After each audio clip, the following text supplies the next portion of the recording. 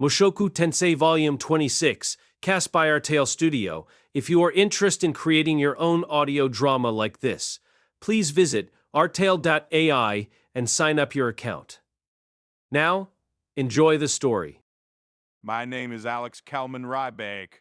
I am the son of North God Kalman by blood, heir to his arts and his name. North God Kalman well, we don't use the numeral when we talk about him. We just call him North God Kalman. But regardless, North God Kalman was my father. As North God Kalman II, I traveled the world on a quest to become a true hero to bring glory to the name of Kalman. I defeated dragons and a gargantuan behemoth, an evil priest who had seized control of a nation, and a giant man-eating monkey that haunted the hinterlands of the central continent, as well as a foolish tyrant and the guardian of a labyrinth that had wiped out many of the clans of the central continent. With the world's strongest magic sword, the physical toughness I inherited from my mother, and the ultimate sword-fighting techniques developed by my father, I destroyed everyone who stood against me. I gained the title and reputation of the strongest swordsman around. That won me the people's gratitude and their highest esteem. Thanks to my immortal demon blood, I retained my vigor and was able to continue as a hero even though long years went by. I felt elated. As far as I was concerned, I was invincible. I went on, crushing all my opponents, drunk on my own power. One moment stood out. A moment that convinced me that I really was a hero. One day on the road, a young boy, not yet of age, stole my magic sword. He took it to a backstreet tavern full of washed-up nobodies. Their leader, a student of sword god style, picked up the sword. He was a sword saint. Usually, I would have wiped the floor with a sword saint. I could have taken him with my bare hands. You wouldn't believe how that fight went. The fearsome power of the magic sword elevated the abilities of that washed-up nobody to those of a sword emperor, perhaps even greater. It didn't matter that it was the first time he'd ever picked it up. I barely managed to defeat him, but the experience left me deeply shaken. It also left me with a question. Am I truly strong? While I stood there, consumed by shock after the battle, that nobody swordsman said, "It's all your fault these parts are such a mess." That jogged my memory. I was in that country. The one where I defeated the evil priest who had seized power and the foolish despot. The priest had been evil, but it was religion that kept this nation stable. The king had been a tyrant, but his iron rule had preserved national unity. Things were different now. These lands were known as the conflict zone. Once one great nation, it was now divided into a multitude of smaller countries all fighting amongst themselves. As one fell, another was born in an endless cycle. All were bogged down in a war in which not even the victors were spared. Larger nations went on preying upon them. People went on dying. And it was my fault. I decided their ruler was evil and defeated him without ever bothering to consider what anyone else thought about it. My actions had robbed these people of their peace. Acknowledging this, I was left with another question. Am I really a hero? For some time, I carried these questions with me. I put down the magic sword and I gave up being a hero. In other words, the answer I arrived at for both questions was no. Don't get the wrong idea. I love heroes. I love listening to all those glorious heroic epics. I still find myself wishing I could be like them even now. Alas, I didn't have a talent for heroism, but I still like to think maybe, with just a little luck, when the right moment came, I'm sure you understand. You know that people aren't simple like that. What I did when I gave up heroism was I stopped straining to force myself into the hero mold. After contemplating it, I traded out my sword for a staff and focused my efforts on training others. I chose the staff because I thought it was the best of all weapons. It's simple, and you can find a staff like this one anywhere. So it doesn't matter if it gets stolen, and it's only as good a weapon as you are a fighter. From a tactical perspective, there's also an advantage to a weapon that's a little longer than a sword. Honestly, though, anything would have done so long as it wasn't a magic sword. As for why I wanted to train other people, I think a lot of that might have come from, how to put it, a desire to atone for my sins. It seemed to me that I'd been horribly contemptuous of the people around me. That makes it sound like I thought of them as expendable. But it was more that I divided the world into the main character, me, and the supporting characters, everyone else. I deluded myself that I was the protagonist, which was why I found it so easy to call people evil and pass judgment on them without a thought for the consequences. It's mortifying to recall. Everyone is the protagonist in their own life. Everyone has their own desires, just like me. Because I admired heroes so much, my deeds seemed righteous, but the truth wasn't so grandiose. I was no different from the rulers I'd struck down. My dream of becoming a hero was, in short, mere ambition. It was when I realized that I started to think maybe it would be better to be a supporting character in a true hero story rather than a hero in my own right. That was how it was with my father, North God Kalman. Yes, he fought alongside Dragon God Urpin and Armored Dragon King Perugius as one of the 3 Godslayers. But if you think of it like a story, he wasn't the protagonist in my eyes. Of course, to me, he was a hero through and through. But my perspective wasn't the only one. Point being, that was why I tried putting myself in the same position as him. Though I must admit, I also thought being a mentor to a hero sounded pretty smooth. Taking on all those students turned out to be unexpectedly interesting. It gave me a glimpse into how much more there was to North God style. Things I'd never realized. Some warriors were born with physical disadvantages. Some had lost their arms. Some were blind since birth, but they all devised their own workarounds, carving out their own ways to win. The North God style that I had learned was what my father taught my mother. Immortal demons' sword fighting relies on brute force, employing their immortality as much as possible. So that's what I thought North God style was all about. But really, North God style was created so that those without strength or who had lost something could still survive on the battlefield. It was taking on all those students that taught me that. Aside from that, things I'd only thought I'd understood came into real focus one after another. My perspective broadened, and I won the respect of many. That respect was a little mellower than what I'd experienced when I was being held up as a hero, but for some reason it made me happier.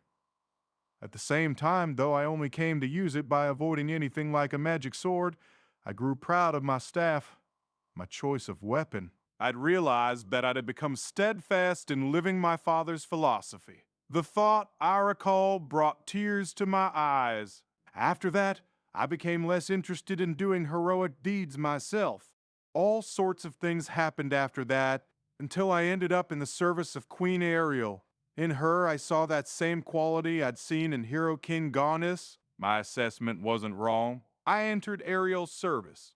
Then before I knew it, she had assembled a group of remarkable advisors and laid a rock-solid foundation for the governance of Asura. Despite this team she had assembled, Ariel didn't start any wars. Instead, she set about making policies to increase national prosperity. She invested a particularly large amount in magical technology and appointed young people to her ministries. When I asked her why I was doing so much, even to the point that she faced opposition, her answer surprised me. She told me she was doing what she could in her lifetime to oppose Laplace when he was resurrected some decades hence. Marvelous. What a great ruler! Truly, I could not have chosen a better master. Or so I thought. Only then I poked around some more myself and noticed the shady character scurrying around in Ariel's shadow, that somebody was Rudeus Greyrat. It didn't take me long to work out that he was a follower of the Dragon God. Ariel was happy to tell me the whole story. She said the Dragon God Orsted was supporting her. I'd heard of Dragon God Orsted's unsavory reputation. One person said he'd stabbed an ally of theirs through the heart without warning. Another said he'd suddenly pushed them off a cliff. Another, that he'd snatched the prize they were after out from under their nose. Yet another, that he'd stolen a magic item they'd just gotten their hands on. I don't usually pay much heed to reports from onlookers, but every story I chanced upon repeated his misdeeds. I have had the privilege of being in the presence of the individual in question on one occasion. Just one look at him struck fear into my heart. The Dragon God and the North God are sworn allies, and the bond of friendship between North God Kalman and Dragon God Urupin will never be broken. It was unthinkable that I should feel fear towards the man who bore the name of Dragon God, even as I was grateful to him. On the contrary, I wanted to nurture a friendship with this generation's Dragon God. Yet I felt fear. I speculated that perhaps it was a curse that made everyone who saw him fear him. It wasn't until later that I learned I was right, but that is a story for another time. Because of that heavy curse, this was the first time I'd encountered anyone serving him. This Rudeus Greyrat. You want to know my first impression of him? Well, all right. I thought he looked weak. There was cleverness in him too, but it was more base cunning than intelligence. He seemed trivial. After what Queen Ariel and Ghislaine had told me, I'd expected someone impressive, but in person, he was fully mundane. Despite that, he didn't strike me as the type of weasel you'll often find toadying up to great warriors or people in power.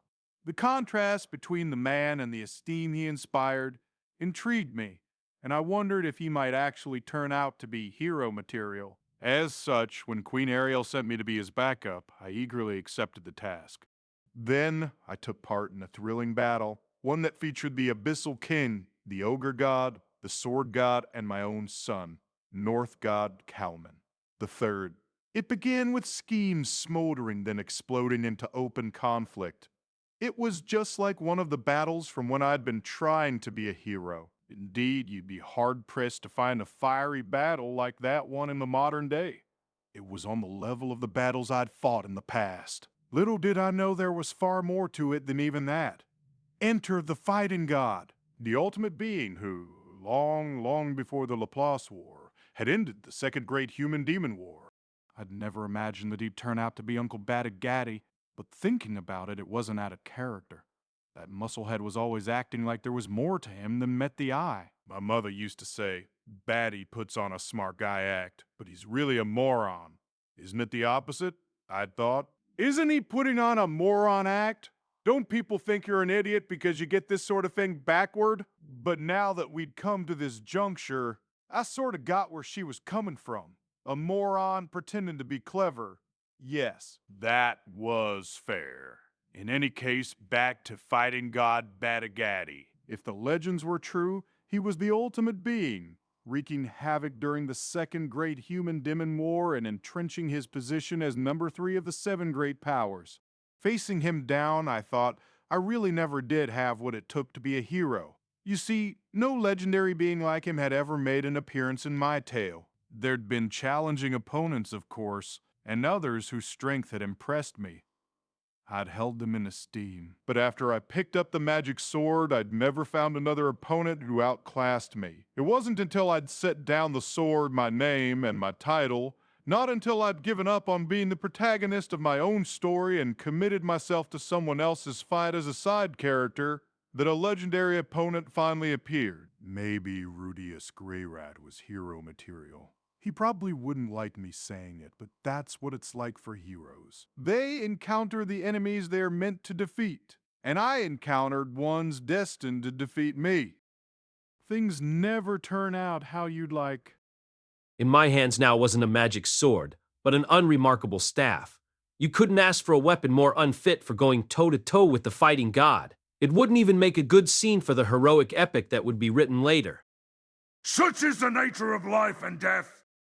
That doesn't carry much weight coming from you. Fee, nothing in my life has turned out as I would have liked it. Is that right? Please, do tell me. I'm riveted. Back when I'd been trying to be a hero, I hadn't gone in for banter like this. I'd become a side character. Even when their goal is simply to buy time, a legendary warrior strives for it as best they can. Badagaddy was the wise demon king. Contrary to his appearance, he was very learned, and he liked to impart his knowledge to people. Saying I was interested should be enough to get him talking. Alas, it wasn't to be. The monkey-faced demon at his side interrupted our conversation. We ain't got that sort of time. See, on, bud, stomp this guy already and head after the boss. I had the feeling I'd seen his face before, but I couldn't for the life of me remember where. I didn't sense any threat in the way he held himself. He didn't seem all that important. In his face, though, I saw extraordinary resolve. That wasn't so surprising, given he'd accompanied the fighting god into battle.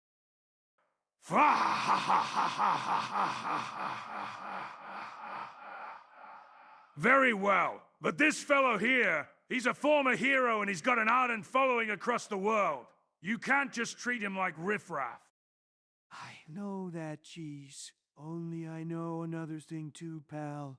The chances of North God Calvin II beating fighting God Bad Gotti in this fight, they're pretty close to zilch. Oh! Zilch! Is it? Look, I know how this goes. The silver-tongued North God's gonna have you twisted round his little finger if you let him talk. Never in my wildest dreams would be taken in by the likes of Alex. Big talk from a guy what got taken in by the likes of me. There's no likes of about it. I'd take you and your resolve 1,000 times over a wishy-washy good-for-naught who ran around kicking up a fuss about how he was gonna be a hero, until he ran into a setback, dropped the idea, and settled for a bit part. The fighting god turned back to me. My plan had failed. It hurt a little that Uncle Body thought of me as a good-for-naught, I admit. I like to think I'd put some consideration into where I was now. But more importantly, perhaps this meant that the monkey-faced demon had made a serious effort to woo my uncle. That must be Geese. I'd better watch out for him. He was the man Rudeus Greyrat had been hunting for, after all. Then prepare yourself. Suddenly, the golden armor lurched toward me with ferocious power. I hadn't felt such raw might since I faced off against the King Dragon Blade Kajikut, back before I had the magic sword. This could well be my final fight. I might have been wanting for strength, but life was giving me a worthy rival. It was time to fight and let fate decide who I was. Come on, then! I, Alex Ryback, North God Kelman II, shall be your opponent. Have you ever been chewed up and tossed out again like an old rag in the span of 5 minutes? And to add insult to injury, ever had it happen when you've reached a venerable sort of age and been renowned as a teacher? I have. Right now, in fact.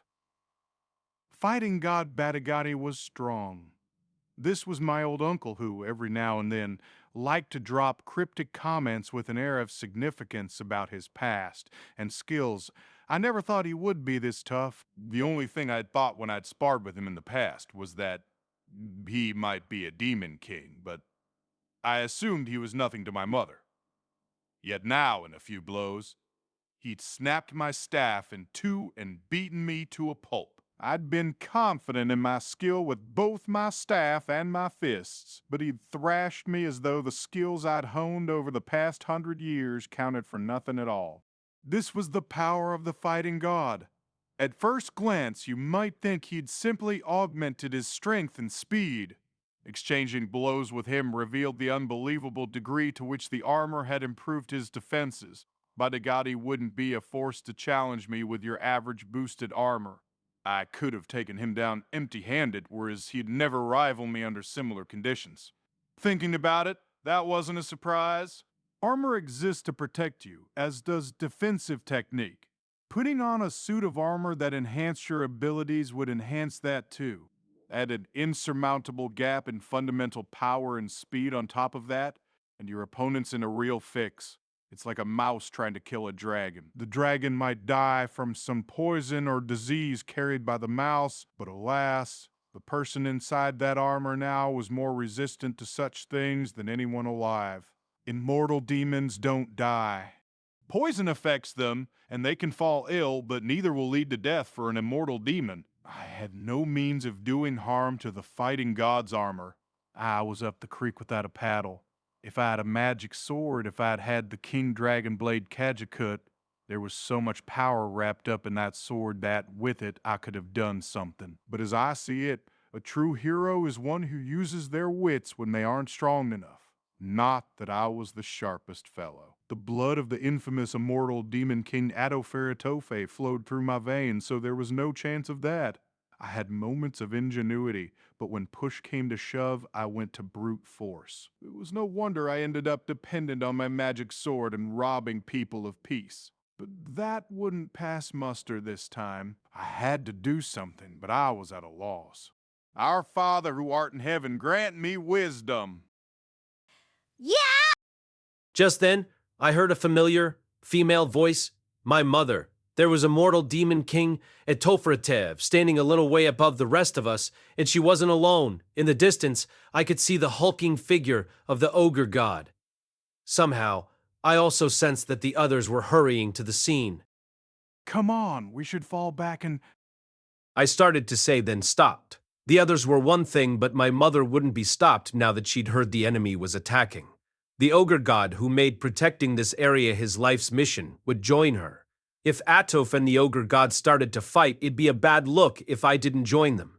As far as fighting power goes, the three of us were among the greatest alive, if I do say so myself. Whoa!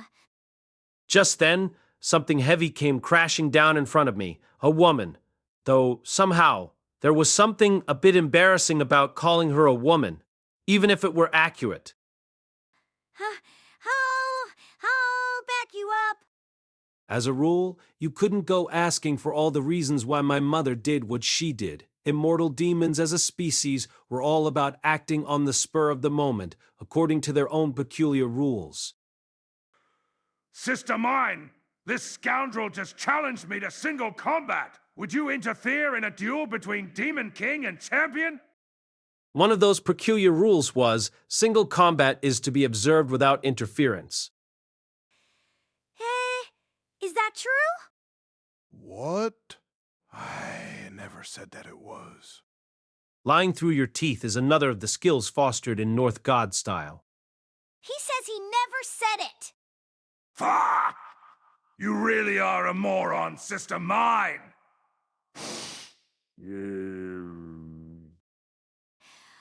Screw you! I'm no moron! Even if this hadn't been single combat, it wasn't like my mother to offer backup to anyone. Perhaps to her, the fact that we were fighting a demon king made our side the champion's party.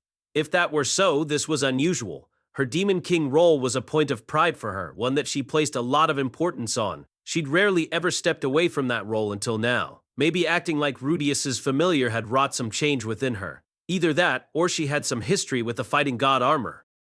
Sandor.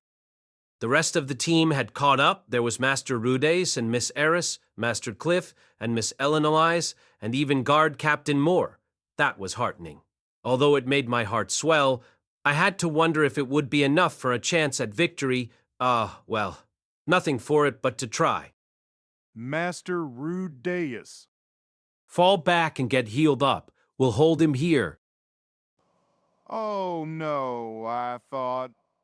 Rudeus was too focused on what was right in front of him. He was probably thinking that the arch-nemesis he'd been pursuing all this time had shown up out of the blue and looked ready to fight. We'd been caught off guard, but we were rallying. He couldn't have been more wrong. But he wasn't going to listen if I recommended we retreat now. Without a plan, if we retreated here, we'd be stuck. I didn't have any idea what an adequate plan might look like, which meant we really did have to do this now. It wasn't that it was a bad idea on Master Rudeus' part, not by any means. I only saw it because of the fight I'd just gone through. With the might we had now, we couldn't beat fighting God Badigatti. Our battle with Badigatti began with me submerged in the ocean up to my waist. Engaging him at close range were my mother and the ogre god, as well as Miss Eris and Master Rudeus. After Master Cliff cast a healing spell on me, I supported them from a distance. Against such a deadly enemy, we needed to keep the full situation in mind. Badigatti took on all four of them with Geese still riding on his shoulder. Even burdened by Geese, Badigatti handled his opponents as though they were toddlers. Gah! Even at this distance, I could tell Mother was mad. You wouldn't guess it to look at her, but she was fully initiated in North God style. Our arts had made great strides in the past few hundred years. On top of that, she was an immortal demon king. After however many thousands of years raining terror down upon humans, her power was uncontested. Just her name was enough to make any demon king who knew her of old tremble. Yet she was powerless against Badigatti, as were the other three. Miss Eris's sword moved too fast for the eye to see, but she couldn't cut through Badigatti. Master Rudeus's dead-on hits were all parried. Badigatti dominated. Atos's personal guard encircled him at a distance, flinging magic at him. Ice arrows, flame arrows, and stone cannons all rained down on Badigadi, but it was as though every move was snuffed out right before it made contact. The guard's spells didn't reach Geese. Was that the fighting god armor's power, or was Geese using a magic item? Probably the latter. I didn't know much about Geese, but I was sure he'd done his homework where Master Rudeus was concerned. The man god was involved here, so it was best to assume that he had a plan worked out for how to counter us. In other words, our first priority was to take down Geese. Unfortunately, you only had to look at how badly Mother was struggling to know that getting close to him would be no easy task. I'll hit him with magic first. Back me up. After watching the battle for a while, Master Rudeus seemed to have made up his mind. Despite coming across as a bit of a coward, when the moment of crisis came, he wasn't running. He inhaled. I sensed the magic gathering in his hands. For a moment, I hesitated, unsure whether he might catch Mother and the Ogre God in whatever he was going to do. His target, well, who else would it be? It was Geese. He had reached the same conclusion I had. With his magic, it should have been simple to directly attack an opponent he had a clear line of sight on. What sort of magic was he planning on using? The spells he favored were Stone Cannon, Quagmire, and Deep Mist, but the stone cannons the guards were firing were being vaporized. All right. Master Rudeus raised his hand above his head, and a sudden gust of wind bellowed. The air crackled with unbridled magic. I looked up at the sky and saw at once that black clouds had closed over the dark sky. They were growing. Rain began to fall around us. In the distance, a roll of thunder. The wind howled, stirring up waves on the ocean.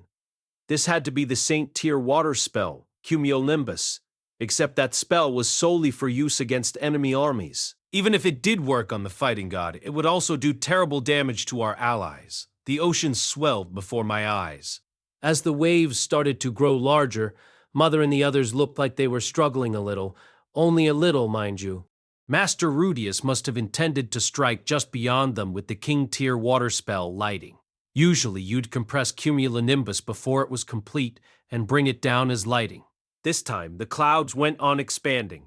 Tornadoes spun up around them, and the fierce winds and rain lashed at my face. With my poor understanding of magic, I wouldn't have seen it, but I knew offensive strategy, and so I understood. A special technique. Master Rudeus was about to use a special technique. The waves grew higher, and the shockwaves from the three who continued to fight sent up plumes of water. Clouds filled the entirety of the sky. It was dark, and I couldn't even see 50 meters in front of me due to the rain. Even then, while I wouldn't have lost sight of my opponent, I wouldn't be surprised if these fighters had lost sight of Rudeus. He, by contrast, was aided by the Eye of Distant Sight.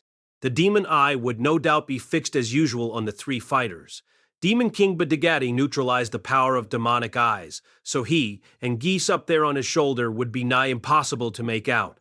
But Master Rudeus had to be able to see Atoph and the Ogre God, and so know where to aim. Master Rudeus's raised hand closed in a fist. An accumulation of magic, so enormous I felt my hair stand on end, rose into the heavens. Just like that, the clouds contracted. Those clouds that had seemed as though they might cover the whole world vanished in an instant. I could see the moon. He was waiting for his moment. I didn't say anything. Not now, or on my word, or anything else. Why? Because Master Rudeus knew what he was doing. He wouldn't miss his mark. Mother and the Ogre God both attacked at once, and Badigadi threw both of them back. For a split second, there was distance between them and the fighting god. That was the moment. Rudeus swung his arm down. Lightning. It was like no lightning I'd ever seen before. The spell lightning compresses thunderclouds to bring down a bolt of lightning. But what came shooting down now wasn't lightning. It was a pillar of light. The moment it materialized, all sound around us was blotted out. For a moment, the rain stopped, and the world was engulfed in still, frigid brightness. Into of Earth. Through the roar, I heard snatches of Master Cliff's incantation. In response, Master Rudeus began to prepare another spell. A mass of water rushing toward me obscured my vision. The impact of his lightning spell had raised a tidal wave on an apocalyptic scale. Before my eyes, the water rushed closer, sweeping up everything in its path. Sandstorm. It collided with the mass of sand, and the two slammed into one another, each canceling the other out. Through the combination of Master Rudeus and Master Cliff's magic, the water dissipated into brown rain, mudding the waters of the ocean and the beach. I watched the rain fall, then turned back to the fighting god. I strained my eyes, trying to locate a trace of gold. I found nothing.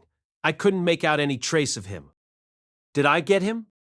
Not that saying it could rob us of a victory, but it was still an unlucky phrase. I knew from experience. If you're muttering, "Did I get him?" you didn't. I twitched, sensing something above me. I looked up. Miss Eris and Master Rudeus seemed to have sensed it too. A split second later, a pillar of sand materialized. Something was coming down out of the sky. Even drenched in the muddy rain, it sparkled. Gold. Oh! It hit the ground right in front of him. Even in the magic armor, the golden armor was twice his size. Was what lay beneath that helmet really the face I knew? Thought I was a goner. I am fighting god Gadi, friend to the man god, heir to the name of fighting god. I challenge Rudeus Greyrat to single combat. And no, thank you.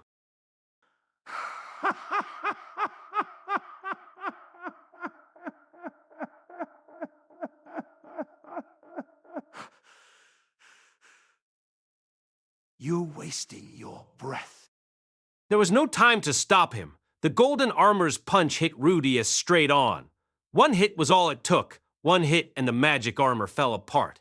Rudeus was thrown into the sky, falling back to the ground with a thud.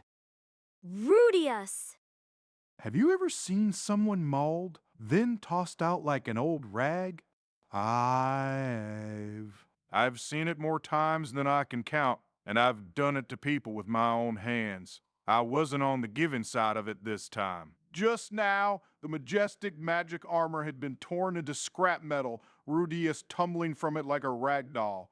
He was face down at first, so I couldn't see it, but he was at least ragged enough to make the scrappy regulars at your tavern laugh and say, "Looking handsome, boy."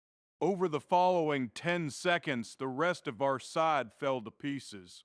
Mother exploded. The attack left only her legs behind, and now she had to regenerate. Of course, she'd be back and cackling before too long. The ogre god was beaten black and blue, and his arm was broken.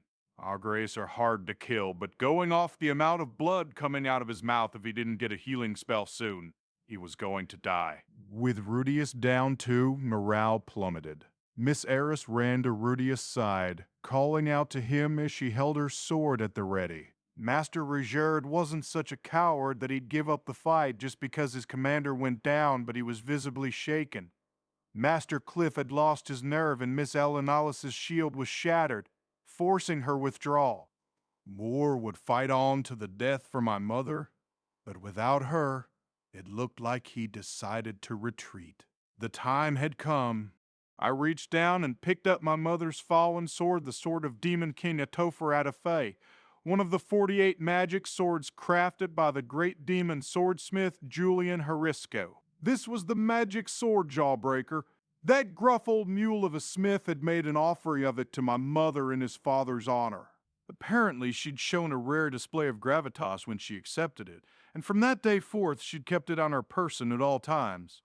She'd never let anyone else wield it. Well, with this, I could let loose a little. Master Urge! Master Moore!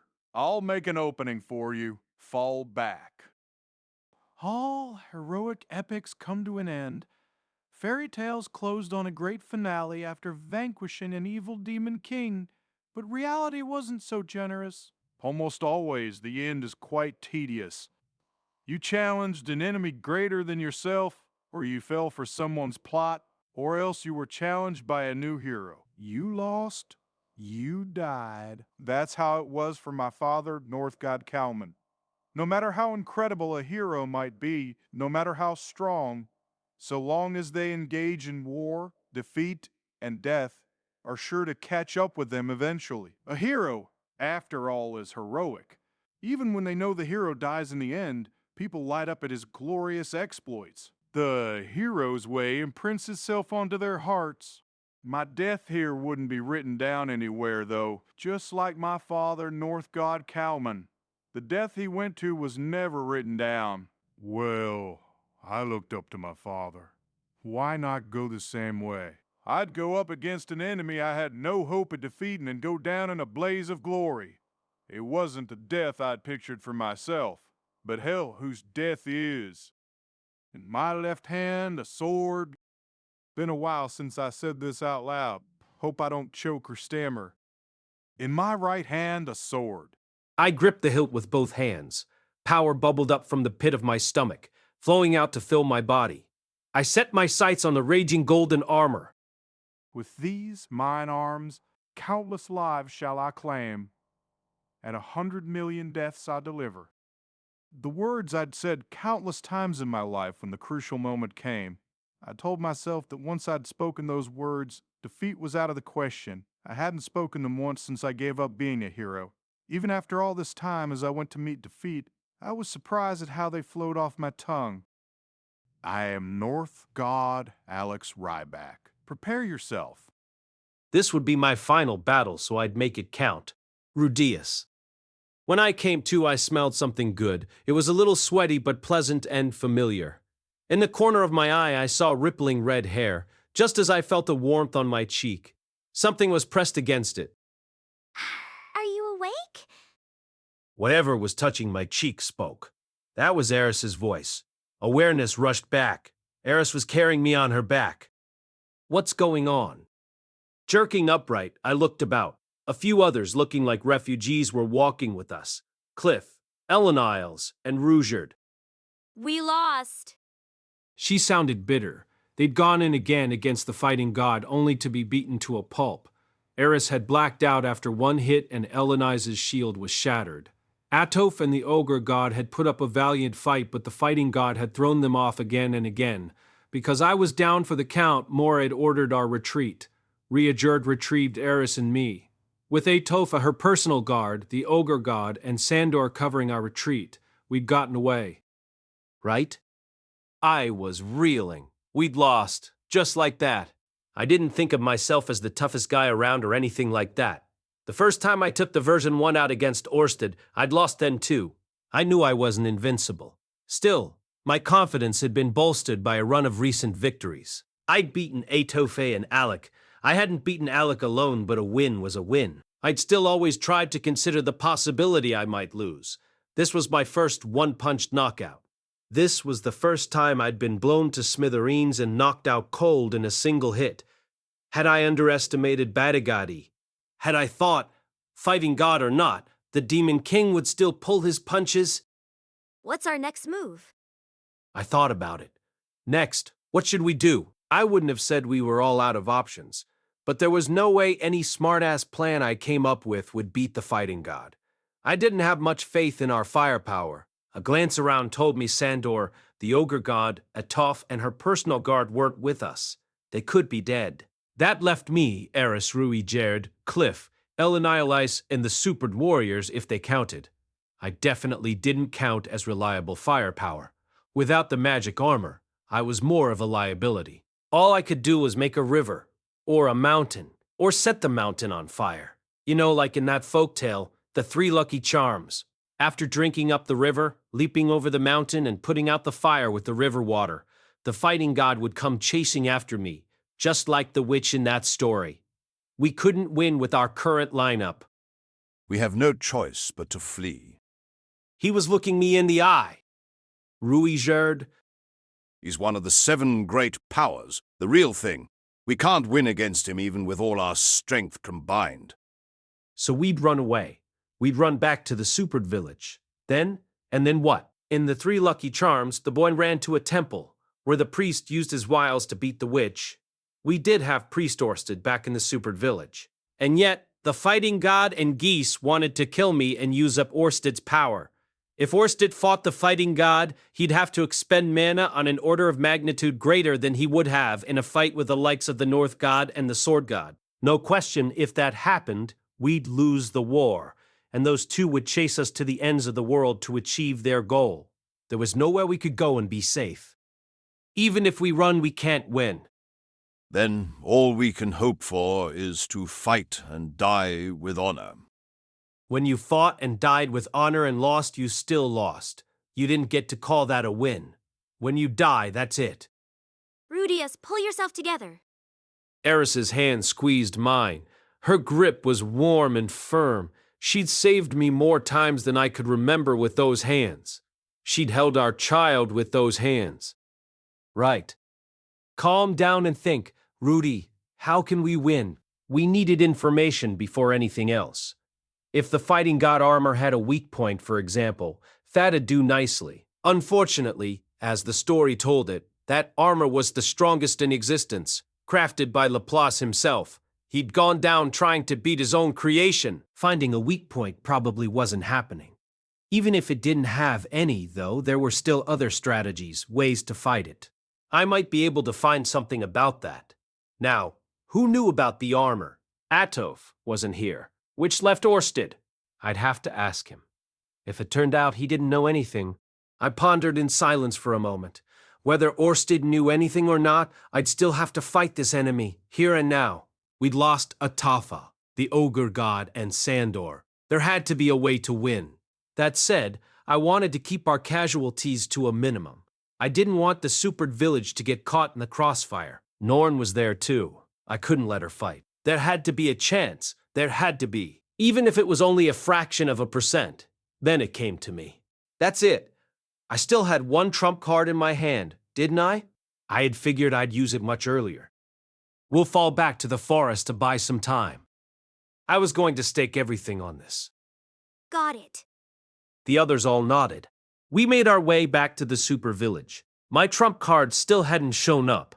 All things going to plan, I would have expected it to be here already, but maybe something had gone wrong. We didn't have time to wait around for it. What to do? Pushing aside my worries, I knelt in front of Orsted to report on what had happened up until yesterday. That brings us up to speed. The ogre god, Atov, and Sandor are all missing. Fighting god Badigada, you say? Is there any strategy to beat him? No. The fighting god armor I know, but I have never fought Badigadi wearing it. Oh, I see. It was the answer I'd expected, but I still couldn't help but be disappointed, not that I'd let Orsted see that. Then, would you tell me what you know about the fighting god armor? It is the strongest armor ever created, forged by Laplace. It was buried in the depths of the Devil's Cave in the middle of the Ringus Sea. The mana that radiates from its surface makes it glow gold, and it makes the wearer unstoppably powerful. Because of that abundance of mana, however, it possesses a mind of its own. It will possess anyone who wears it. But Digatti didn't seem like he'd been possessed. He looked like he was acting of his own free will anyway. He acted exactly as I remembered. Of course, maybe he just appeared that way, and the armor was actually in control. He hadn't given Atov or Sandor the time of day, after all. It takes time for the armor to possess the wearer. The longer they wear it, the stronger the armor's hold on their mind becomes, until they cease to be able to tell right from wrong, craving nothing but to do battle. Although Badigadi has an unusual immunity to the powers of the demon eyes, so it is possible that the armor will be unable to possess him. Aha, but Digatti hadn't been wearing the armor for all that long yet then. I also had the feeling I'd heard of that kind of possession somewhere before. Like your magic armor, the fighting god armor uses the mana of the wearer as fuel. Unlike yours, however, the wearer cannot take it off until the last of their life. Force has been exhausted. In Badigadi's case, I expect it will keep operating almost indefinitely. The moment the wearer puts it on, it transforms to fit them. They can also generate their preferred weapon. The range is limited to that weapon's typical range, but I doubt Badigadi will have chosen a long-range weapon. The golden light emitted from the surface of the armor neutralizes most magic, although it does have a threshold. If you hit it with the strongest stone cannon you can cast, it might get through. Orsted knew a lot, and he was being talkative for a change. Right, okay, so stone cannon would have been a more effective choice than lightning. I'd messed that up, though I didn't know that at the time. Who was wearing it last time you fought it? One of the sea merfolk. They ran out of mana and died quickly. Were there any others? I have donned it myself several times. I have also seen one human wear it, and one demon. Wow. I guess if he hadn't tried it, he wouldn't know all those details. Okay, so to get specific, how do I beat it? I do not know. You don't? When you wear the fighting god armor, you feel neither weariness nor pain. You are always fighting at your full potential. However, you are only ever moving it under your own physical power, and it has no ability to heal the wearer if they are wounded. Thus, if you have a way to damage it, a battle of attrition may prove effective. However, that was impossible against Badigadi. The fighting god armor kept going until the wearer died, and Badigadi was immortal. We had a perpetual motion machine on our hands. How did Laplace defeat it? he hit it with an enormous output of magic that overshot its threshold, temporarily annihilating the wearer and separating them from the armor. It created a great rift in the continent that became the Ringus Sea. Huh. So it was possible to do damage to it with a strong enough attack. Badigadi would just regenerate afterwards instead of dying, but that did give me one idea. I heard the wearer back then died. I imagine it must have been Badigadi all along. You didn't know. They say even Laplace didn't know who wore the armor during that battle. I heard they died and had no interest in finding out more. The fighting god has never challenged me as an enemy like this before. Did you hear that from Laplace himself in a past loop? Yes, that I am the son of the first dragon god, and that first dragon god was the one to lay this curse upon me. And yet you have to kill Laplace. Correct. To reach the man god, I must kill the 5 dragon generals and retrieve the sacred treasures. I fell silent. This had to be the first time I'd heard him say it flat out. He had to kill the dragon generals. So that was the deal. We couldn't count on Perugius to send reinforcements then. I wouldn't want to ask for aid from someone I planned to stab in the back later. Continuing this line of question now wasn't going to do me any good. That's an unpleasant subject for you, I expect. Well, focus on what's in front of us. First up, Badigadi. The man god acted based on what he saw in his own future. A free-spirited and rambunctious pawn like Badigadi would be tricky for him to control. Maybe this unpredictability was the man god's true trump card, though. I'd just seen the man god for the first time in a long time, and he looked pretty haggard, like he was stuck in a tough spot. Fighting god Badigadi, if Badigadi had been the man god's disciple all along, I didn't know why the man god hadn't made use of him in any previous loops. Let's assume that this time we dragged it out of him. If it didn't happen in a previous loop, then odds were that the man god was reacting directly to me. What you going to do? I'll fight. There's nowhere to run. Very well, I shall join you. I have never fought this particular battle before, but I surely cannot lose. Orsted stood up. I moved to discourage him. Please, not so fast. Orsted sat back down. I couldn't see his face behind the helmet, but I knew he looked indignant. Sir Orsted, if you use up your mana, we might as well have lost. We'll have wasted all the good progress we've made. We also lose if you die here. A waste of good progress, as you say. True. Should we seize the day today or tomorrow? We'd fought our way this far. I at least wanted to stick it out until it really seemed like all was lost. Even if you do have to fight, I can at least soften the fighting god up for you first. You'll die. Then take care of my family for me. I didn't want to die, I wanted to live and go home. But this, I was sure, was where everything came to a head. The fighting god was Geese and the man god's final play.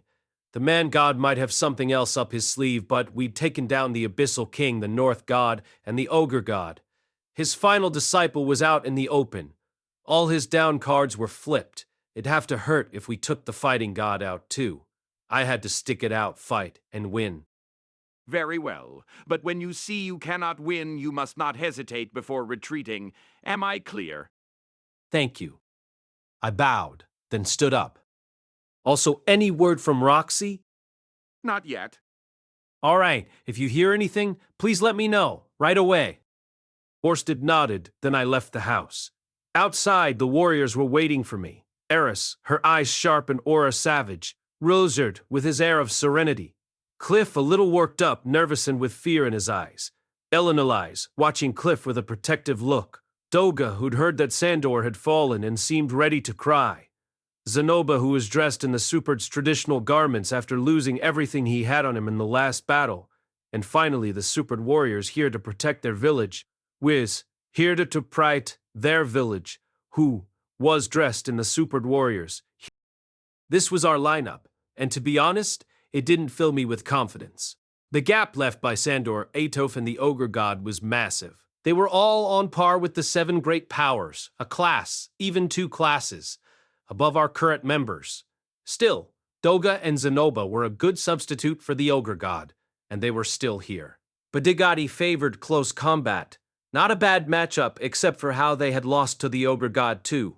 We were well matched in power if you considered each of us individually and together, theoretically, but I wasn't sure how much that would matter. Not all our cards are losers, that's what it meant. No more, no less. Still, we might be able to hold the fighting god off for a day or two. The chances of my trump card making it back before our bodies gave out weren't good. Even if it did arrive, it was no guarantee of victory. I might just end up killing my allies for no reason. Let's go. Even so, this was it. I had a plan, but the odds were all against me. I had no proof I'd read things correctly. I might have just enough time to set a trap, but we wouldn't win against this opponent with parlor tricks. No one said anything else, they just followed me. We were going into battle with the fighting god. I took a full day for the fighting god to appear. We had Atoph and the others to thank for that. They'd held him back, but they hadn't come back. I doubted an immortal demon could die that easily. But Atoph must have taken enough damage to prevent her from pursuing the fighting god. All the same, thanks to their sacrifice, we were fully prepared.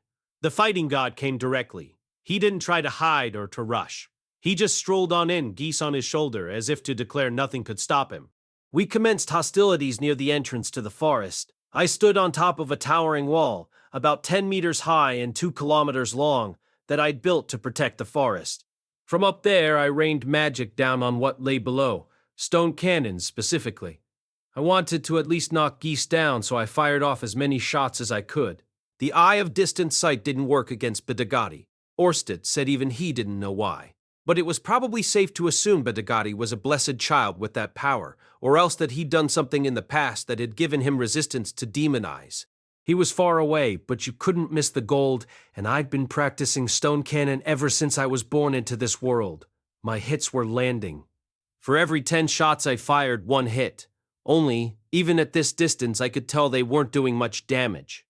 When I got a direct hit, a hole opened in the gold armor, but it repaired itself straight away. I wasn't piercing it, and I wasn't slowing him down. The fighting god walked towards us without even bothering to defend himself.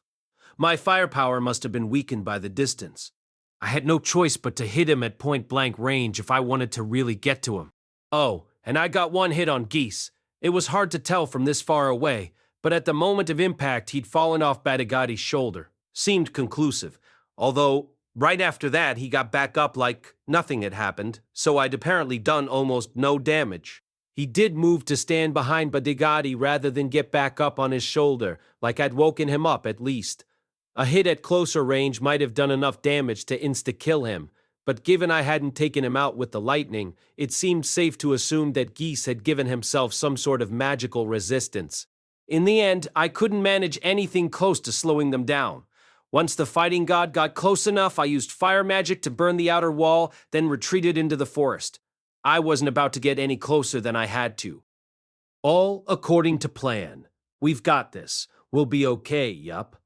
I knew this is how things would go. There was no way this be enough to stop them. When the fighting god entered the trees, I cast a wide area deep mist to cover the entire forest, then I added a quagmire of the same size.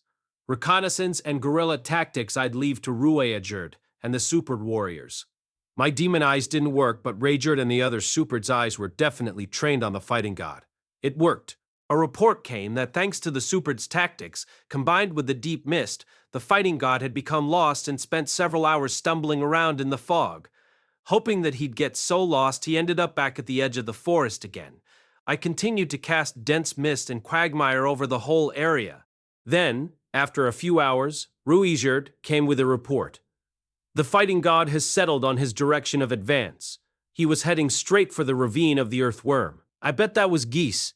Badigati alone would have been one thing, but Geese seemed like the sort to know how to find his way in a forest under dense mist.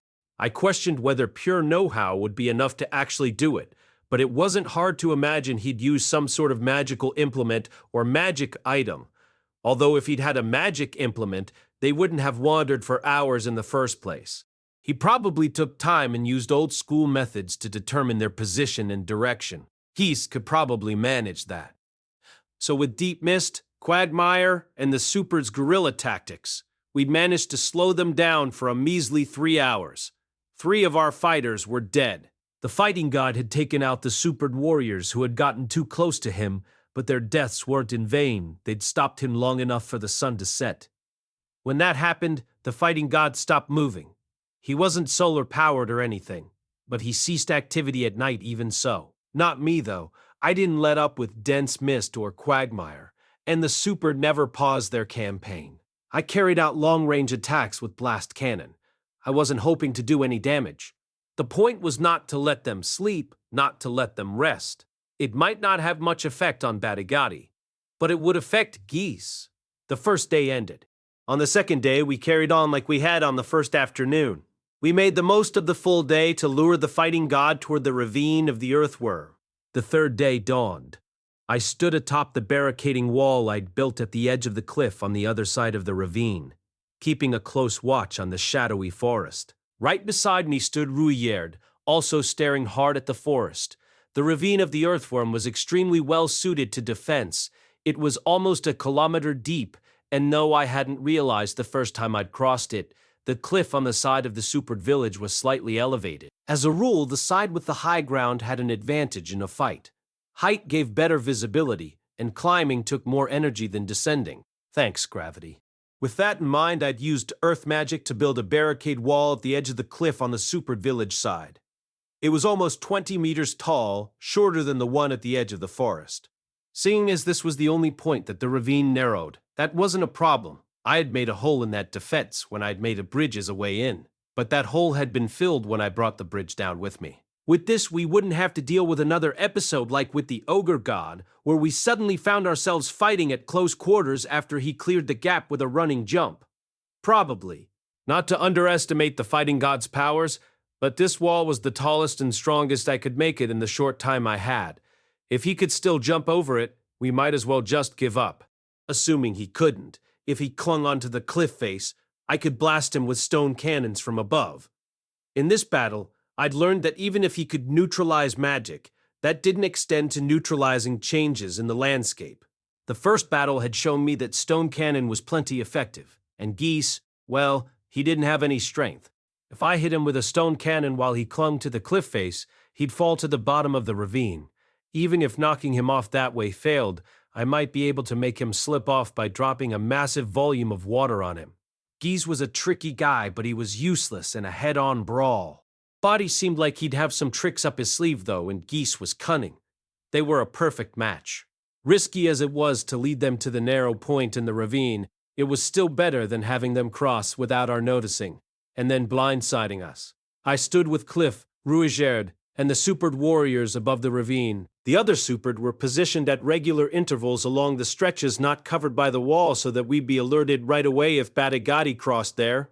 Eris stood by directly behind the wall. Once Geese and Badigati broke through, it'd be all-out war. We'd bought ourselves some time. What should have been a day's journey, traveling in a straight line, had taken 3. We'd earned an extra 2 days, but I still hadn't heard anything from Roxy, so that extra time might have been for nothing. Still, I wouldn't change my approach. I knew from the battle in the port town I couldn't win a head-on fight. I wanted my trump card.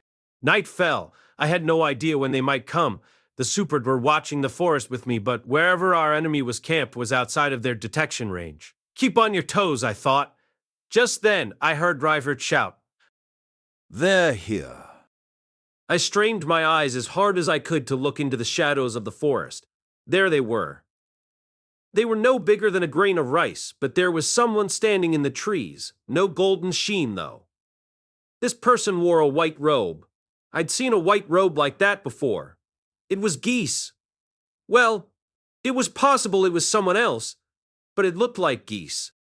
Who is it? It's him. Rouger said with conviction. The distance between us and them was within the range of his third eye. It was unlikely Rouger's wrong. Geese appeared to be watching us, not from up close to the edge of the ravine, but from back in the forest among the undergrowth. It was still too dark to see clearly, but it really did look like him, and I couldn't spot the faintest sparkle of gold anywhere nearby. Geese was alone.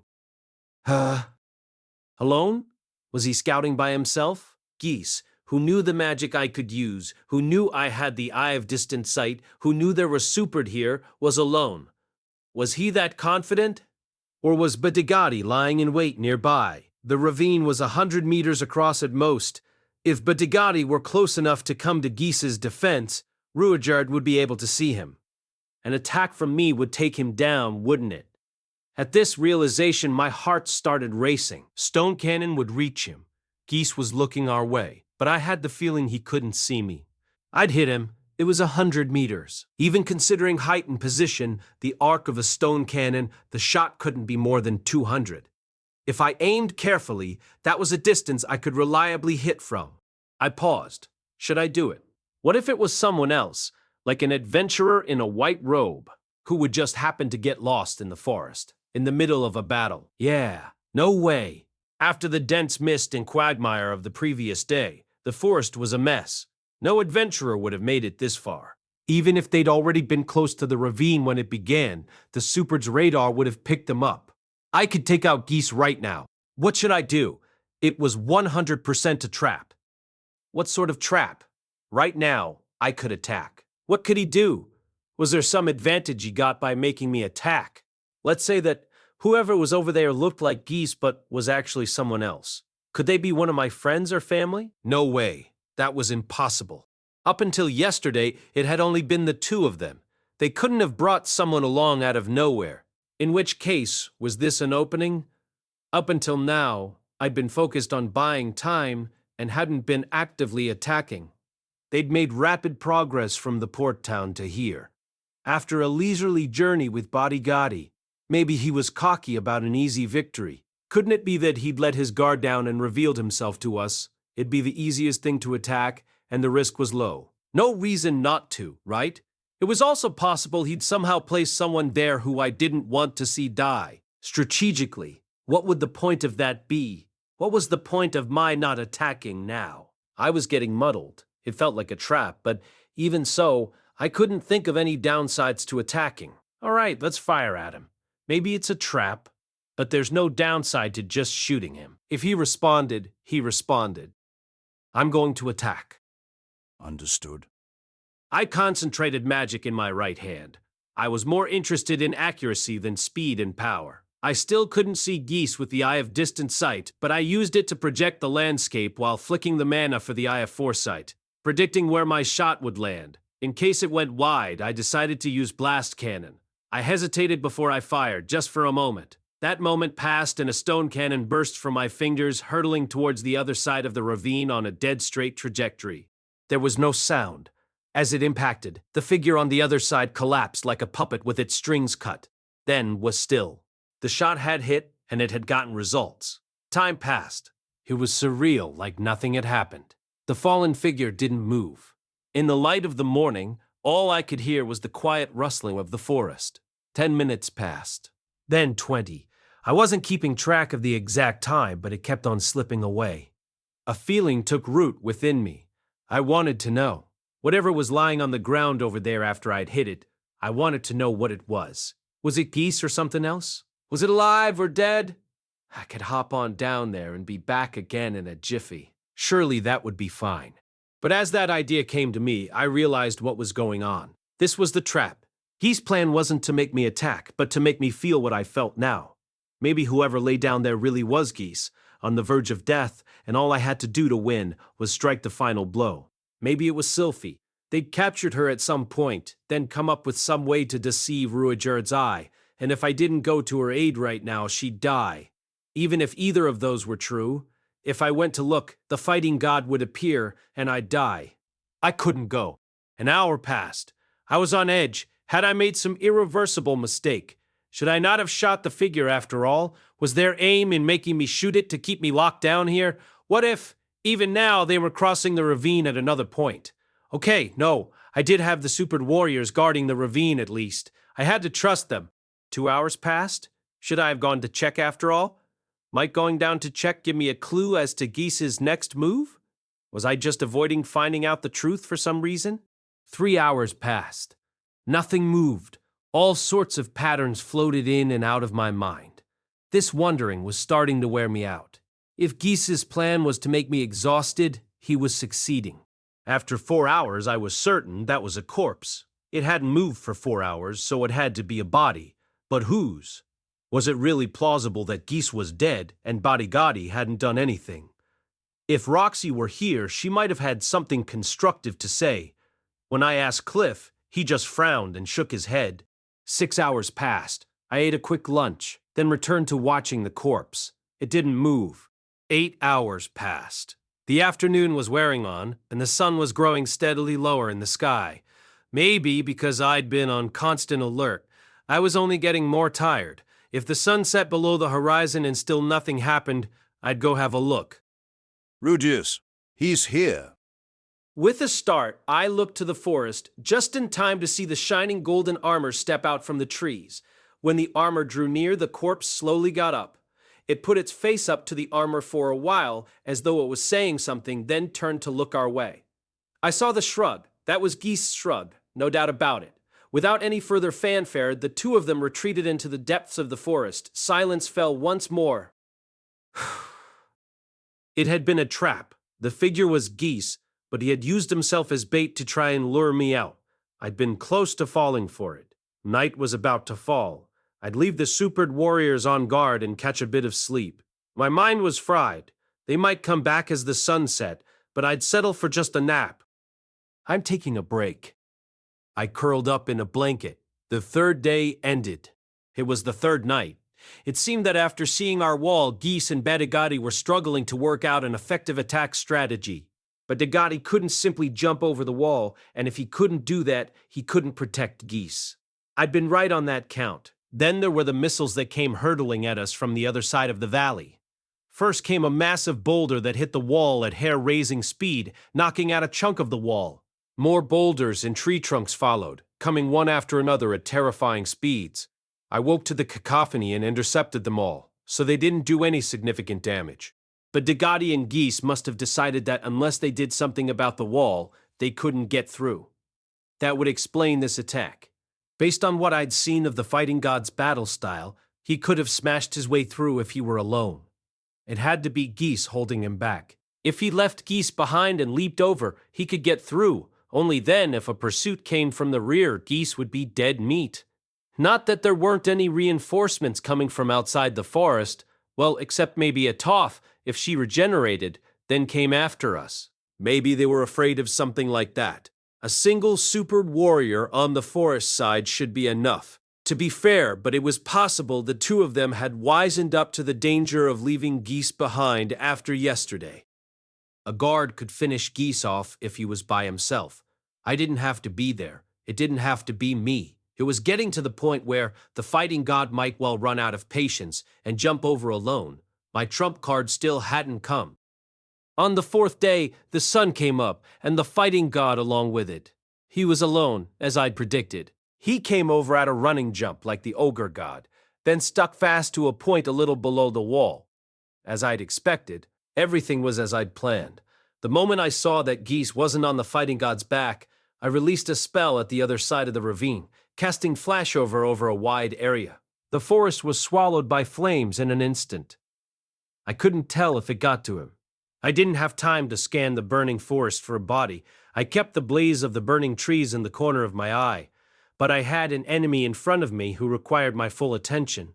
Using his 6 arms to climb like a spider, the fighting god scaled the wall at a shocking pace. Cliff and I fired stone cannons and giant water bombs at him to try and knock him off, but it was like trying to hold back the tide. The fighting god flew up the wall at blistering speed. Cliff, it's no good. Fall back. Rudyard, get us out of here. Understood. Rudyard grabbed me and Cliff and jumped down from the wall. We didn't wait for the fighting god to get over the wall. The moment we hit the ground, I used magic to send the towering wall crashing down into the ravine. It did us no good.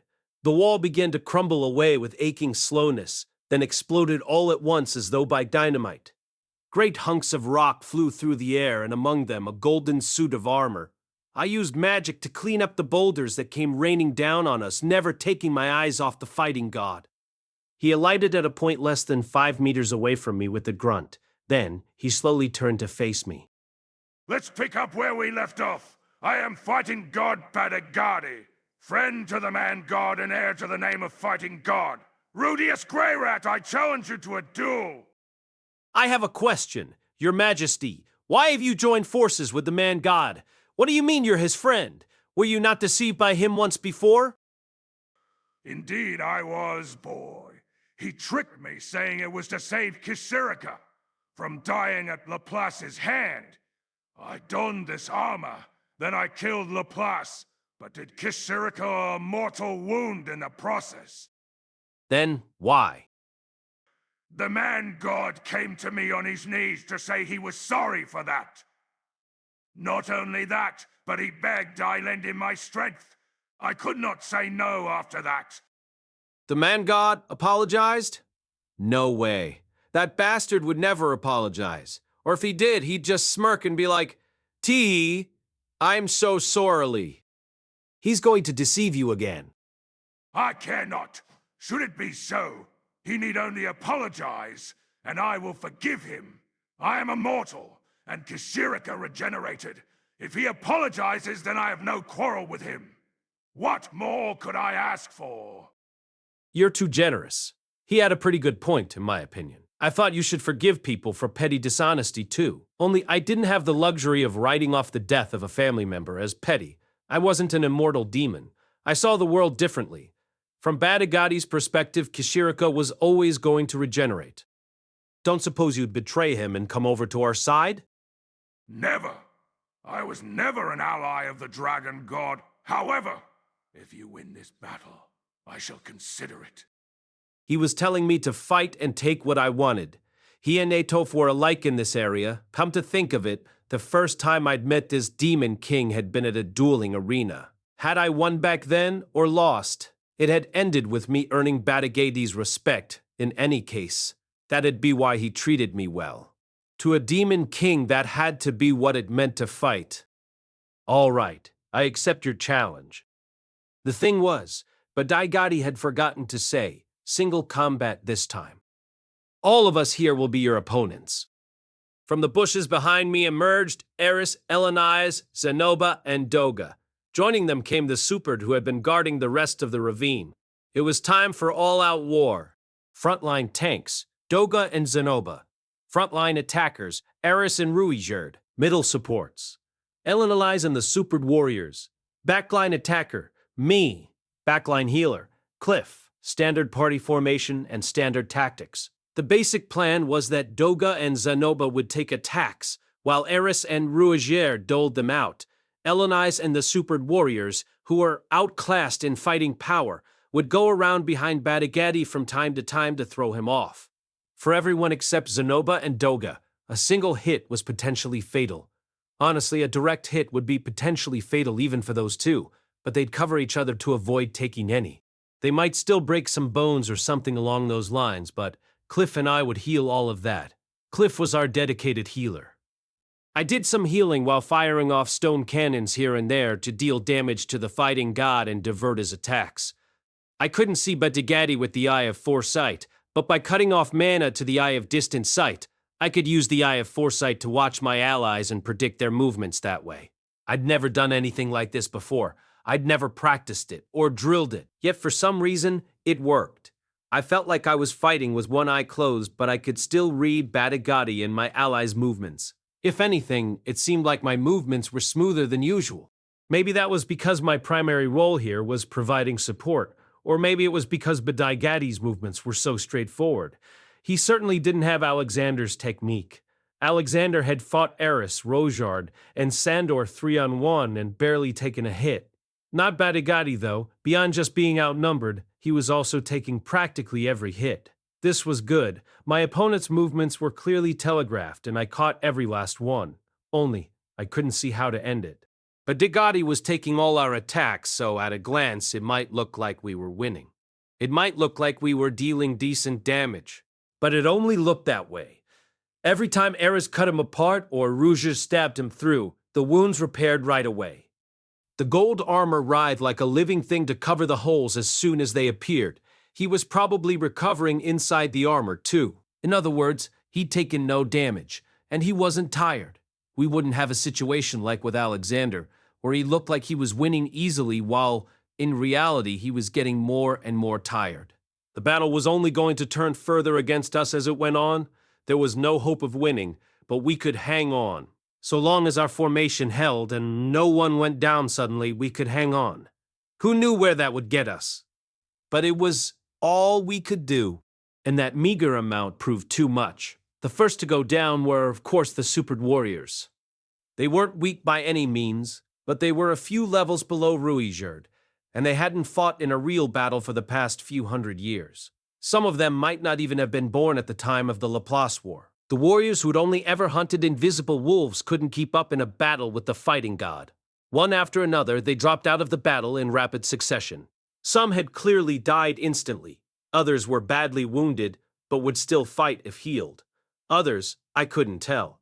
There had been 10 of them when the fight began, but now they were down to 3. We lost Ellen and Elias next. She certainly wasn't weak either. As far as technique went, she was in the top ranks of adventurers. She was good enough to frontline in an S-rank labyrinth, and her defensive skill with a shield was unmatched. That ranking was against other adventurers, though. Her specialty was aggro control, skillfully deflecting attacks with her shield, then piling on low damage attacks. But she had lost her trusty shield. I'd made her a backup with earth magic, but fighting god Badigati's attack easily broke through her deflection technique, throwing her through the air so she went crashing into a large tree. She blacked out. After that, it all fell apart. Cliff was thrown when Eleanors went down, and in that moment of distraction, he was caught by the fighting god's charge. He went flying like he'd been hit by a truck and disappeared into the bushes. Whether he was dead or just critically injured, I couldn't tell, but he didn't come back. At minimum, he'd been knocked out. With Cliff unconscious, Zenoba and Doga, who had been healing, were unable to hold on any longer. Between my support with Stone Cannon and Elenize's cover, we'd made sure they were only taking one of every few attacks. Now, they were taking almost every single one. With my healing magic, they were enduring it, but no more than that. Running over to them every time the fighting god sent them flying, healing them and sending them back into the fray was impossible for me on my own. If I'd even had the magic armor version too, maybe I could have done it, but in my own body? Unable to don a battle aura. No matter how much I sped myself along with wind magic, I was still too slow. Always one step behind. Our timing got more and more out of sync until both Zenoba and Doga were sent flying as a pair. At the same moment, the fighting god targeted Eris. Rudeus covered her, but that put him out of the battle. I rushed to heal Doga, then ran to Zenoba's side, but I was too slow. Our line was in shambles. Doga was sent flying then. As I was healing Zenoba, I saw the fighting god hit Eris straight on with his fist. She collapsed, coughing up blood. "She's fatally wounded," screamed a voice in my head. "You have to heal her right now or it'll be too late." But I was too slow. The fighting god was closing in on me and Zenoba. Wah! He blocked the fighting god's right upper punch, then his left. He took a punch from one of the lower arms in the gut, doubling over. Next, a punch from the middle arms got him in the temple, and he was thrown off to one side. Next, the fighting god rounded on me. By the time I thought, "Oh shit," it was too late. The punch caught me as I was trying to cast Shockwave to push myself back. It was one of the middle arms. I immediately tried to block it with my arm, but it was a pointless gesture. The impact was so intense, I thought my upper body would be torn apart, and I sailed into the air myself. I'm not sure if it was good luck or bad that I didn't lose consciousness. I could feel that all my bones from my shoulder down to my ribs were broken, and maybe my spine too, because I couldn't feel my legs. I couldn't move.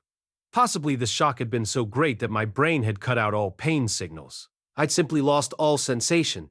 Gasping, I immediately cast healing magic on myself, then stood up. The sight that greeted me was like a scene out of hell. Not a single person was left standing.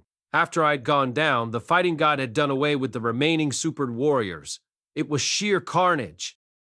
I'd made the wrong call on when to pull out, and now we couldn't even retreat. Thinking back, we should have fallen back the moment Elenialis went down. I should have seen that we couldn't hold out any longer and gone back to the supered village. Then I should have left the rest to Orsted, but it was too late for regrets. The fighting god stood to confront me, the last one standing. Any final words? Honestly, I'd like to beg for my life. You may try, though I would not hold out hope that your pleas will be heard. The man god desires your death. I want to find a moment to heal Eris, I thought groggily. It didn't look like I was going to be granted that. Wasn't there another way? If I kept Badigadi distracted for 5 minutes, hell, 3 would do. Share, just time enough to dash to Eris's side. I'd settle for Cliff waking up and healing someone. Wasn't there anything I could do? Okay, you can have my life. In exchange, would you please spare my family?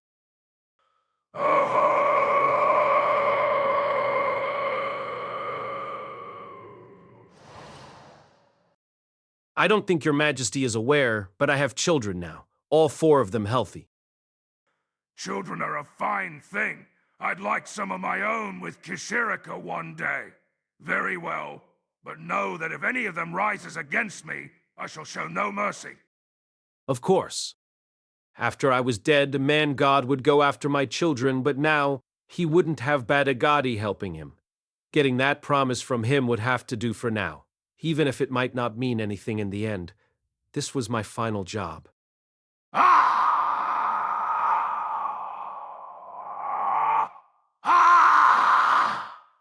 Farewell then, boy. At this, I raised both of my hands. As my final act, I could at least hit him with the strongest stone cannon I could. Get down. I threw myself down on all 4s like a dog, something even lower to the ground than I was passed by in the corner of my vision. It shot between the fighting god's legs, then stopped behind him. It had gray skin, animal ears, and a cat-like tail. A black wolf, it had sliced through the fighting god's legs around the knees, and for a moment, his balance faltered. But only for a moment. The armor repaired itself straight away, and his fist came down undeterred. Who? Just then, a long skirt fluttered above me. I was being straddled. As the fighting god swung his fist down, he disappeared from my view. I felt something large get blasted away into the sky somewhere behind me. A little later, there was a rumble as something hit the ground. What had happened? All I could see was the inside of this long skirt, and, above me, a pair of pale blue panties. The owner of said panties seemed familiar, though I couldn't place them.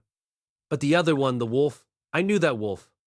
I'd seen them before, as if I could forget that way of moving, that sandy hair, that red-brown skin, plus the waving tail and animal ears. Kaslain! That meant the one with black hair had to be Isolde. Water Emperor Isolde. Ghislaine and Isolde had been working together. Sylphie. Sylphie came darting onto the battlefield like a mouse. She went over to the fallen and simply laid her hands on them. It only took that much for their wounds to heal. Before I knew it, she'd healed Doga and Zenoba. She was using unvoiced casting. Until now, I hadn't really considered that it had this advantage. I hadn't had the chance. Now I saw it was clear as day. She was crazy fast. Faster than me and Cliff together. As I watched, Eris and Rudeus emerged from the bushes and returned to the battlefield. And before I knew it, our line of battle was back on its feet. Isolde took the main shield position with Doga and Zenoba relegated to sub-shields. Eris, Ghislaine, and Richard were our attackers. And now, we had Sylphie and her unvoiced healing magic as our healer. Our battle line was standing. We'd made it out of hell. Rudy, I'll hold him down here so you get to the village. Roxy's waiting for you there. Got it. With that, I set off running for the supered village at an all-out sprint. I ran harder than I ever had in my life. Sylphie had come. Even though I'd brought the bridge over the ravine down, she was here. That meant she must have come from the village, and that meant that the cart I'd been keeping in reserve had arrived at last. Jumping over tree roots and plunging on through the trees, I finally made it back to the supered village. What I saw there filled me with joy. The moment I entered the village, there it was in the distance. The thing I'd been holding out for sat on top of the teleportation circle I'd drawn up in preparation in the back of the village. I kept running as fast as I could. Big brother! Grandmaster. Oh, big bro. On the way, I passed Norn, Julie, and Aisha, but I ignored them. I just kept running until I reached it. A girl sat on the ground near the broken teleportation circle. She looked exhausted. Roxy. Oh, Rudy. There were dark rings under her eyes, like she was out of mana or hadn't slept in days. I'm so sorry. I messed up the procedure. I dug it out, then after I'd gotten it up, I started working on the teleportation circle. If I'd drawn the teleportation circle first, then had you dig it up, I wouldn't have been so late. That's fine. It's all fine. You got here in time. Behind her was a giant set of armor. 3 meters tall and dark blue, its right hand was equipped with the Gatling gun, and its left with the shotgun. Besides that, there was a magic sword with the power to ignore all defenses clenched in its fist. The armor was as thick and hefty as a sumo wrestler's body. It was lying face down. It didn't look that different from the version 1, but this was not the version 1. This armor, gotten ready just in case of an occasion such as this, was my honest-to-God trump Condordad. It was a weapon for short, decisive battles. Increasing its mana consumption several times over gave it massively improved mobility and armor. In concept, it was the inverse of the version 3, and so we've named it. This is the magic armor version 0. This was my ace up my sleeve, my trump card. If I couldn't win with this, scratch that. Useless way of thinking about it. The odds were against me regardless. I'll be back soon, Roxy. Good luck in the battle, Rudy. I got into the version 0. The sensation of so much mana being drawn out of me made me a little dizzy as I stood up. Then, I saw Orsted standing in the center of the village. He was holding a gigantic sword. Rudeus, use it. He shouted, then tossed the great blade to me like it weighed nothing at all. I caught it. It was just the right size for a 3-meter-tall suit of armor. Even I, with my clumsy swordsmanship, could feel the awesome power it contained just by holding it. This was the King Dragon Blade, Kajakut. Sir Orsted, I'll be back soon. Orsted didn't reply, only nodded. Pushing the version 0 as hard as it would go, I sped back to the battlefield. When I got back, Eris and the others were holding up just fine. They'd lost me in the Super Warriors, and Cliff and Elenilis were still not there, but things had stabilized. Ghislaine dashed about the battlefield practically on all fours. The sweet spot of the fighting god's fist was high. He was a tall guy, so she kept low to the ground to avoid the range of the blast of wind it generated, slashing at him from the front, side, and back to assist the others. Ghislaine didn't have enough offensive power, but from the way the fighting god was waving his arms around, she was giving him a hard time. Sylphie's presence was similarly massive. The situation called for faster recovery, so her unvoiced healing magic was a perfect fit. When the fighting god sent Zenoba or Cliff flying, she'd be at their side and have them back on their feet in an instant. Sylphie had been off active duty for a long time now, so I thought she'd struggle to keep up with the physical demand, but she was single-handedly doing as much healing as Cliff and I had combined. I suppose I should give special mention to Isolde. She was out in front of the rest, deflecting all the fighting god's attacks against her and striking back with her own. She moved with grace and precision. Her technique made the fighting god's violent blows, any one of which could have been lethal, look like a child's tantrum. Obviously, she wasn't going to defeat him like that. No matter how many flowing strikes she hit back at the fighting god with, or How many times she sliced into his arms or his legs, she didn't do any damage. In a one-on-one battle, she might have given him a good fight, but she'd never have won. At some point, she'd get tired, and then it'd be over. When it came to buying time until I made it back, though, her presence was worth its weight in gold. Sorry for taking so long. Rudy, all of you fall back.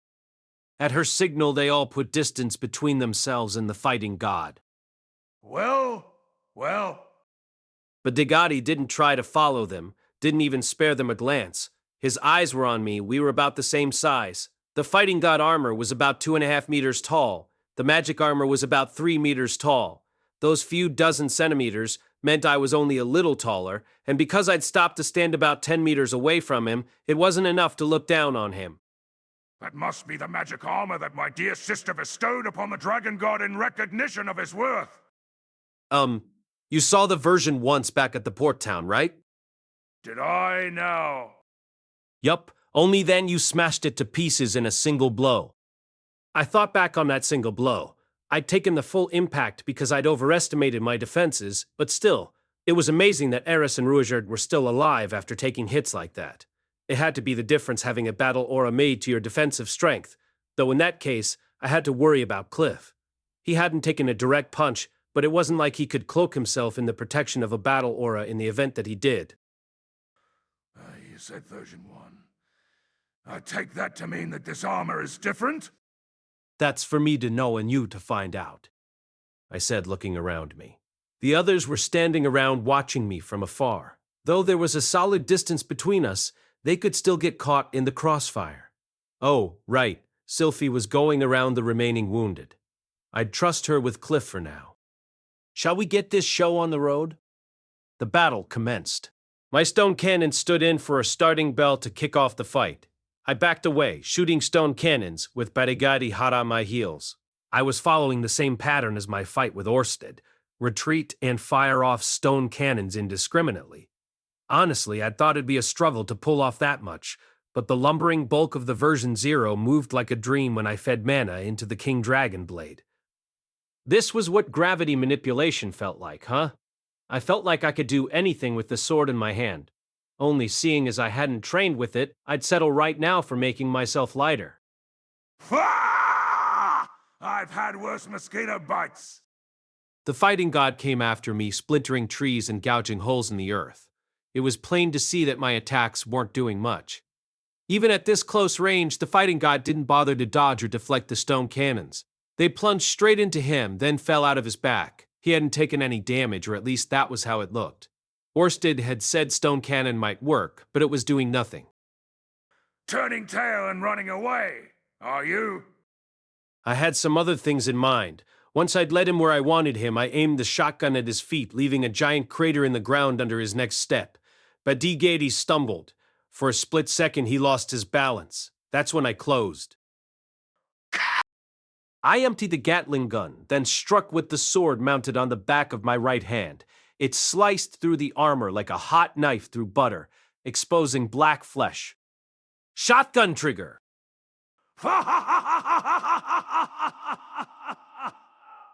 Payback time! I'd taken 4 hits myself. The magic armor shook all over from each impact, and I slid around 10 meters back. But I was okay. I'd managed to withstand a direct hit. Oof! Straight away, I wheeled around and went to retrieve Badigadi's arm. It pulsated inside the golden gauntlet. I tossed it away.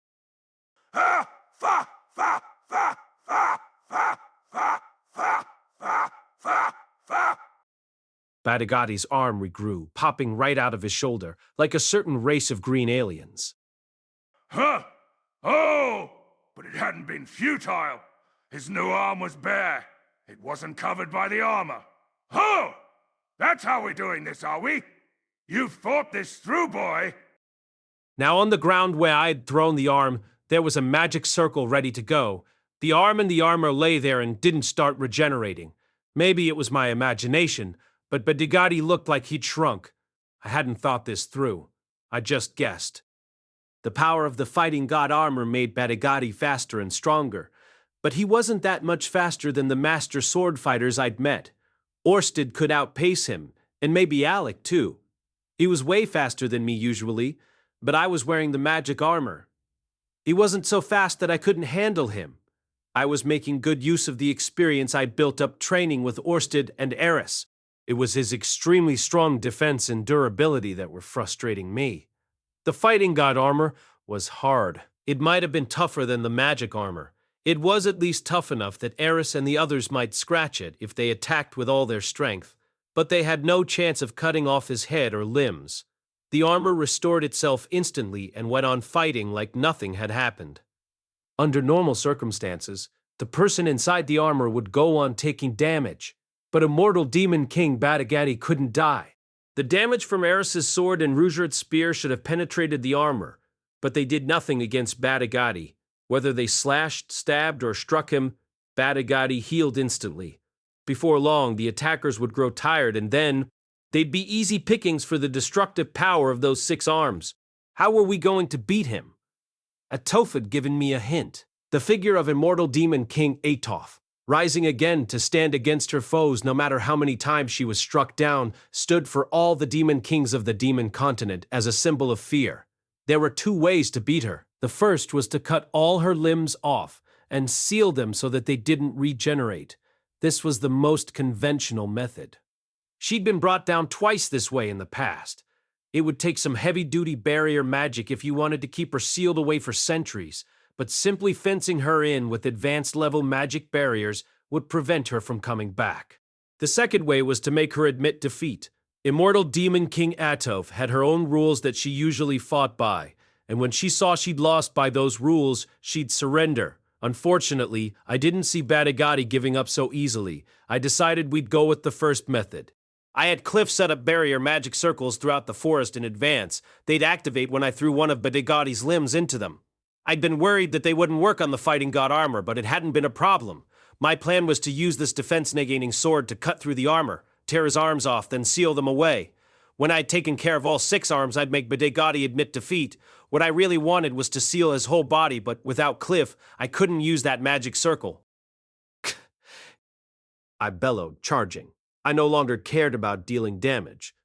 I didn't know how much longer the version 0 would keep running at full power. Maybe the King Dragon Blade had extended its uptime a little, but it still could power down at any moment. I had to keep this battle short and decisive. Come then, champion! The fighting god spread his arms wide as I closed in on him, sending his fist swinging around to meet me.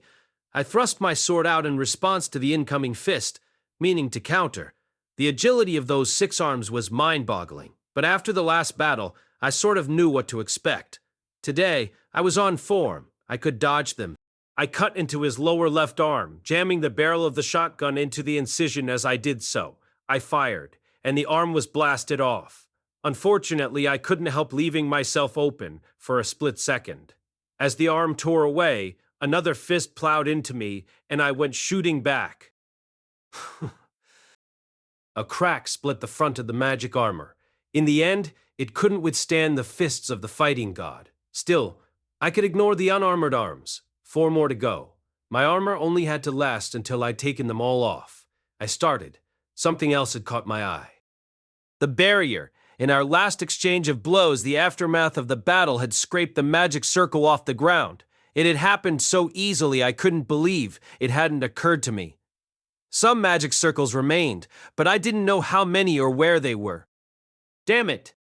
I choked out, then quickly hurled the arm as far as I could throw it. It sailed off down into the earthworm ravine. It had taken Atof a while to recover after she'd been cut into pieces. By putting distance between Batagati and his severed limbs, he wouldn't be able to restore them right away. They'd come back eventually, but it had to be worth something to make that feat take longer. For some reason, the armor wasn't regenerating. Did it become non-operative when separated from the wearer, even if it wasn't sealed? Had long years of disuse even caused the fighting armor to lose some of its performance? Lousy excuse for regeneration if so, or was this all Batagati's ruse? Never mind. Now wasn't the time for pointless worrying. His failure to regenerate was an opportunity. The only thing to think about was cutting off the rest of those arms. Grrr. Batagati grumbled, but no new arm sprouted from the stump. Instead, the arm he'd regenerated earlier retracted into the armor like a turtle going into its shell. Eh? What's going on? In a second, 2 of the remaining 4 arms disappeared into the body of the armor, gauntlets and all. Then, the last 2 arms grew thicker. There was a straining metal noise as they swelled. Okay, the last 2 arms were bigger now. Too difficult to cut? No, I could manage it. This sword hit more effectively against tougher targets. The fighting god could strengthen his arms and reinforce his defenses all he liked, and it wouldn't matter. Making a split-second decision, I kicked off and charged at the fighting god. An alarm bell was ringing somewhere in my mind, but I ignored it. Whatever Batagati did now, I'd already laid my trump card on the table. My mana was getting closer to 0 with every passing moment. Unless I attacked, I couldn't win. Gah! I yelled. Shouting helped generate power. I squashed my fear and uncertainty and let a little courage show on my face. It was the little bit of courage I needed to plunge in further. It enabled me to charge in, like Eris did, toward victory. I rammed into the fighting god. He absorbed the impact, but he stumbled. I swung my right fist. It bit into his left arm and out the other side. Then I stabbed with my left, pushing the shotgun into the gash. Shotgun trigger! I shouted, and Batagati's fighting armor-encased arm went flying. Only I was knocked back too. Batagati had punched me with his one remaining arm. The front surface of my armor was smashed to pieces, and the impact had penetrated through it. I felt like my body was going to be crushed flat. I fell backward. Blood bubbled up from my throat. My heart was screaming. Not yet, but it was no good. He'd outplayed me. I hadn't seen it coming. He'd merged his arms together to make his attack stronger. Lose an arm, win the war, so to speak. He'd driven his fist into the crack in the magic armor with unerring precision and shattered it. Why hadn't that occurred to me when I saw his arms get thicker? Was I a moron? No, you're fine. This is okay. You'd have done the same thing even if you'd seen it coming. I charged in thoughtlessly, and I'd ended up cutting one arm off. I'd taken some heavy damage, but it wasn't over yet. There was still one arm left.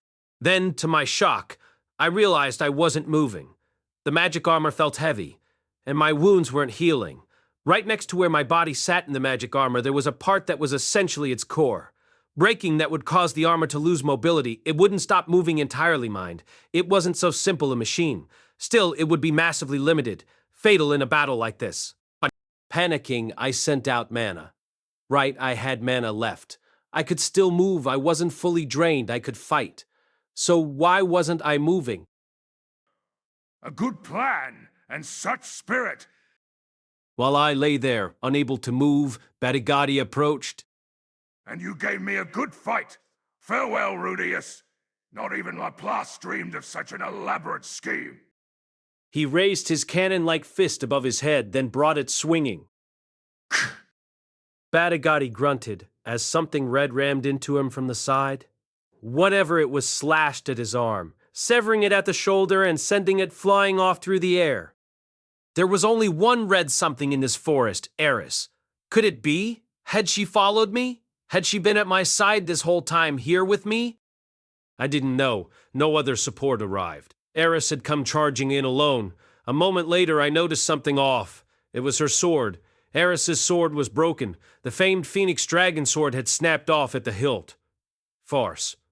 Up until now, any damage we'd done to the outside of the armor hadn't been enough to cut Batagati's arms off. She'd forced her sword to cut straight through. Any sword would break. Yeah! Her sword broken, Eris refused to stop. She faced down the fighting god as though she hadn't even noticed, howling all the way. Looking around, I saw she wasn't alone. Following her out of the forest, one after another, came Sylphie, Rougerd, Ghislaine, and Isolde, but they were too slow. Only a fool would dare to stand in my way alone. Batagati said, advancing on Eris. There was no one to protect her. Without hesitation, I activated the escape circuits and ejected from the magic armor. Strapped on its back was a sword. The moment I gripped the hilt, a feeling of awesome, unlimited power rushed through my body. The sword contained a staggering volume of mana. It was a sword crafted specifically to make a person into a hero. I poured yet more mana into it, trying to wring out every last drop I had left. I doubted I could use it myself, but a member of my family was standing in front of me with a broken sword raised before her, growling with her teeth bared, and all to protect me. I threw the blade to her. Eris! The magic sword flew in a lazy curve through the air to where Eris turned and caught it. It was the King Dragon Blade Kajukat, renowned for being the most powerful sword in the world, and the greatest of the magic swords forged by the great demon bladesmith Julian Harisco. Eris raised it high above her head. Gee.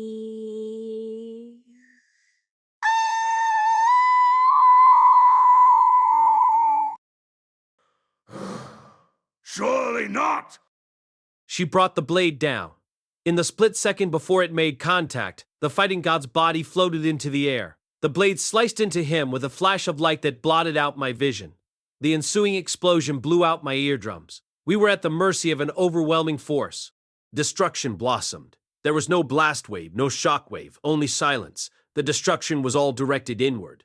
All that mana driven into the blade became a sphere that enveloped Batagati. The sword had released not only Eris's strength, but all the mana I had put into it. I looked into the sphere of mana as it destroyed everything within it while it rose slowly into the air. I watched cracks appear in the fighting god armor. It fell to pieces. Batagati was compressed within the massive energy and then faded into dust without even a murmur. I think he struggled, but there was nothing he could do. The fighting god armor didn't function, and Batagati was crushed even as he tried to regenerate. The sphere vanished. The broken remains of the armor fell into the earthworm ravine. There were some clangs and clatters as they fell away, bouncing off the cliff walls, and the King Dragon Blade, still impaled in the metal, went with them. All that remained was the armor. All traces of Batagati's black flesh had vanished. For a good while I stared. I stared both at the now silent ravine and after the fighting god armor that had since vanished from sight. Batagati's arm lay nearby. It didn't move or even twitch. It definitely didn't look like it was about to start regenerating. Was he dead? Did we win? Or was something else coming? Any moment now was I going to hear a fa-ha-ha as Batagati returned. I stared down into the ravine, wondering. Nothing happened. I saw no sign of anything coming back up. All that was left was sign of anything coming back up. All meow sense. I stared down. I heard a thud from behind me and turned. Eris had fallen to her knees, her face pale. I rushed over to her. Was she injured? Had Batagati gotten a counter-strike? I reached out my hand, thinking I had to heal her right away, but then I sank to my knees as well. Oh. It wasn't an injury. I recognized this sensation as well as the look of Eris's face. This was mana drain. Sucking out all my mana hadn't been enough to satiate the King Dragon Blade Kajakatu. It had used up Eris's mana as well. Eris probably hadn't experienced mana drain since childhood. She sank back, blinking. Eris. Rudeus, your hair's gotten whiter. I put a hand to my head, although I couldn't tell myself. But returning her regard, I saw that one lock of her hair had turned white as well, like she'd put a streak in it. Yours too, Eris? Then I guess we match, she said, then toppled forward. She hadn't fainted. She was only weak after using up all her strength. I wanted to fall on top of her, but I held myself firmly back. Rudy. Sylphie was peering at us, worry in her eyes. She wasn't alone either. Rhaegar, Ghislaine, Isolde, they were all here. Sylphie, where's Cliff? Well, someone else healed his wounds. Then Zenoba and Dova carried him back to the village. All of us here came straight after you. But then I didn't want to get in the way, so I hesitated. But Eris ran in alone. Sylphie had laid a hand on Eris's prone body, and now she looked puzzled. She'd probably cast a healing spell on sheer reflex. But Eris wasn't wounded, so she didn't get up. I think it's mana drain. That sword consumes the mana of whoever wields it. Oh, all right then. Anyway, Sylphie, those arms over there, get them to an undamaged magic circle. Then get Eris back to the village. I need you to tell Sir Orsted what happened. Then bring Cliff here. I stood up. The version 0 was in ruins, and my mana was practically exhausted, but I could still move. I didn't know how much time it would take Batagati to restore himself. After being crushed by that much mana, the way he'd disappeared looked like he'd been annihilated. And that was practically an understatement. The arm showed no signs of starting to regenerate, so I wanted to believe we had a while. Maybe that was naive. Wishful thinking. Most importantly, the version 0 was destroyed, and the version 1 was gone too. I was on the verge of mana drain, and Cliff, who could cast barrier magic, wasn't here. Badagadi had fallen into the ravine, and we had no way of sealing him. If we went down there in this state and found him waiting for us, our chances of victory were close to non-existent. There'd be nothing for it but to ask Orsted to take to the field. I wanted to get through this without him using any mana, but I might not have a choice. I wasn't strong enough. Still, I'd driven Badagadi into a tight spot. I'd done everything I could. Whether Badagadi was up and about down there in the ravine, I didn't know, but surely I'd brought him as low as it was possible for him to go. I felt disgust at my own weakness. Rugert, Kalain, and you too, Isolde. Come with me, please. Rudy? Where are you going? I thought I'd done everything I could, but there was still something else I had to finish. Even with my mana close to exhausted, I had to do it. I'm going after Geese. We found him straight away, next to no effort. I didn't even have to use what little mana I had left. It was that easy.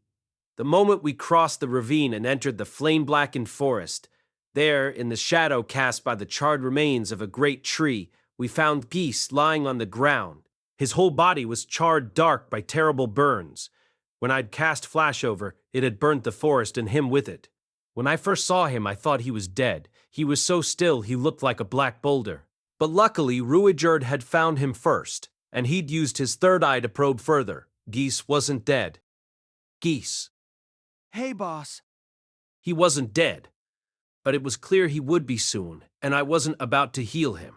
I was here to do the opposite, although I didn't want to finish him off straight away either. Water magic, earth magic, the magic armor. I thought up ways to counter all of them, only for this to be what gets me. Didn't know you had a knack for fire magic too, boss. Never once saw you use it. Geese had all sorts of items on him. He wore a blue vest with a brown band around his middle and something that looked like chainmail. It was hard to tell now when they were practically burnt to a crisp, but they were presumably precautions against all kinds of magic. I guessed it hadn't been the fighting god armor's power that allowed him to survive electric back in the third city of Haralil. And now you're here, boss, which I reckon must mean my final plan fizzled. Gee's scorched cheeks twisted. His final plan? I guess that depended on whether you called sending Badagadi out alone counted as a plan. If any of them the sword god or the north god, the ogre god, the abyssal king, if there'd been just one more, things might have been different. None of them listened to me, you know. Well, none of them were the best listeners. Ha, you're one to talk. Eris, Atoph, that Ghislaine I see over there? You're surrounded by folks who don't know how to listen yourself. Yeah, well, I guess I was lucky. Nah, that ain't it. It's 'cause you did things the right way. Told them what was going on, won their trust, and then worked hard to make honest allies of them all. And that's why when push came to shove, they listened right and followed your orders right. He might have had a point. Atophan the ogre god, who I'd only joined forces with because I'd had to at the time, hardly listened to me at all. Sandor and Dogger were exceptions, but Ariel fit the pattern. If I hadn't been able to build trust with everyone, there would have been more who refused to listen to me. Turns out just twisting things to make a reason to fight, scrounging people together, stirring them up, then sneaking around, nudging them behind their backs just doesn't work. Neither the sword god nor the north god had followed Geese's instructions. At the end of the day, they put their own interests first. That was why I was alive. I thought I knew what was what, but I was wrong. Still, I thought I'd pull it off somehow. Only then it turned the one who really didn't know wasn't me. The man god, you know. He was throwing a real tantrum a little while ago. Why? Why? It's all your fault. Yeah, stupid ape. I mean, what did he expect? Who's gonna lend an honest hand to a bastard who tricks and sneers at the folks that work their hardest for him? Then, does that mean you cut corners too, Geese? Is that what you think, eh? Was it that easy for you? I gave it my all, I'll have you know. See, Batagatti and I, we're unusually soft-hearted. Who else did help out a guy who screams at his allies for being useless even now? Softy Zuzu. The black soot we saw now was like a representation of Geese's soul. I could tell he was growing weaker. Thing is, though, boss, even after all that, the man God saved me. Yeah, he did some nasty stuff to me too, but when you add it all up, he saved me. When I didn't say anything, Geese went on. You wouldn't get that, eh, boss? You can do anything, go anywhere in the world, all on your own. You wouldn't get what it's like when you just can't do nothing. I did get it, or at least I thought I did. I understood what it was like not to be able to do what everyone else could. Geese was me. Me as I'd been long ago, only there was one difference. Back then, I hadn't even tried. When I came up against a wall, I just ran away. Geese, on the other hand, really didn't have the ability. In this world dominated by monsters and violence, the most important power was the power to fight, and he didn't have it. He'd learned how to do everything else. But he couldn't survive. No, Geese, you're wrong. I could say he was wrong, but no more than that. I couldn't say that I understood. I didn't want to give him an answer. All I could do was deny it. Hey, Rudeus, if you're gonna tell me I'm wrong, take some pride in it. You won, you know. Ya beat me. The world says it's winners who get to be right and losers are wrong. So, stand up straight and tell me, that's wrong, Geese. That ain't how it is. Then, see? You go on and give me a lecture, seeing as I'm about to die. Yeah, should have done it like this. Yeah, should have stuck with me and never gone over to the man god disher. That sort of thing. Me, Batagatti, and the Abyssal King are all gone. The man god's got no one left who go out of their way to help him out. He lost. Ain't no one left in this world who can mess with Rudeus Greyrat. In fact, he said himself that if this was a dud, there'd be nothing he could do to you. So I reckon he'll quiet down, at least to me about behind the scenes, though. You're joking, right? I said, butting it without thinking. Geese didn't smile. If that's how you want to think, I ain't gonna stop you. I'm only guessing that he'll quiet down no more. Go on waving that down with the Mad Goddarium flag if you like. It'll be bad for him, but not for you, eh? I wasn't laughing either. Hey, now what's the glum look for? You're Paul's son, aren't ya? Paul'd look a bit more cheerful if he were around. Maybe not right before he died, though. He really got older while I wasn't looking, but anyways, take some pride in this already. Rejoice a bit, even if it don't last. How do you think I feel when you don't? Makes me look like a real moron after I went all over the world getting the Sword God and the North God and the Ogre God to join me, then getting them fired up like, let's take them down. All 'cause I couldn't control them. At the end, I took a risk and sent Batty. Look where that got me. At least remember me as a strong opponent, yeah? That's how I want to be remembered. Before I knew it, Geese was crying. Tears were streaming down his soot-stained face. When I saw that, I knew for sure that he hadn't held anything back. Okay, you were strong, Geese. True, I'm standing here now, but if just one thing had gone awry, I'm pretty sure our places would be reversed. This was the hardest, most brutal fight of my life. Cheers, Rudeus. He had been strong, all right. It had taken me a year to defeat him. For a whole year I'd prepared, not to mention everything I'd brought to the fight that had been built up over a much longer period. No one could call him weak after all that. Geese. Suddenly, Ghislaine stepped forward. She looked down at Geese. Her bangs hid her face so that I couldn't read her expression. Hey, Ghislaine. Been a while. It has. I'm heading on. Yes. Say hello to Paul for me. Gotcha! Maybe when it's your time, we can get a drink. I want to see Paul get drunk again, then sticking his face into your chest and making Zenith sulk. Zenith won't be going anywhere for a while yet. My time will probably come first. Yeah, I know. Any winter till we all meet egg.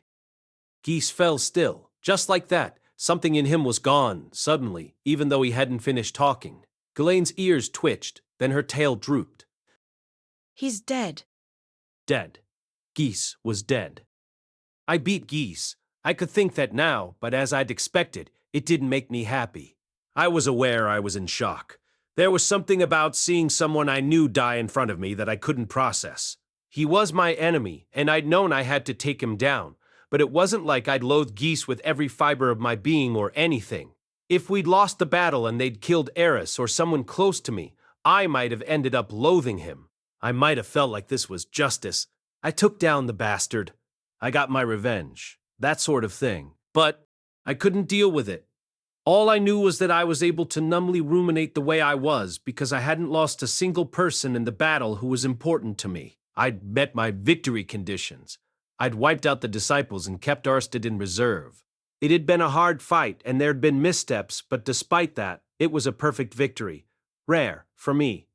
Maybe I was trying to use the way Geese had died to mess it up a bit. Perhaps some part of me thought that, if I'd been cleverer, Geese might have come back over to my side. Thinking about it wasn't doing any good.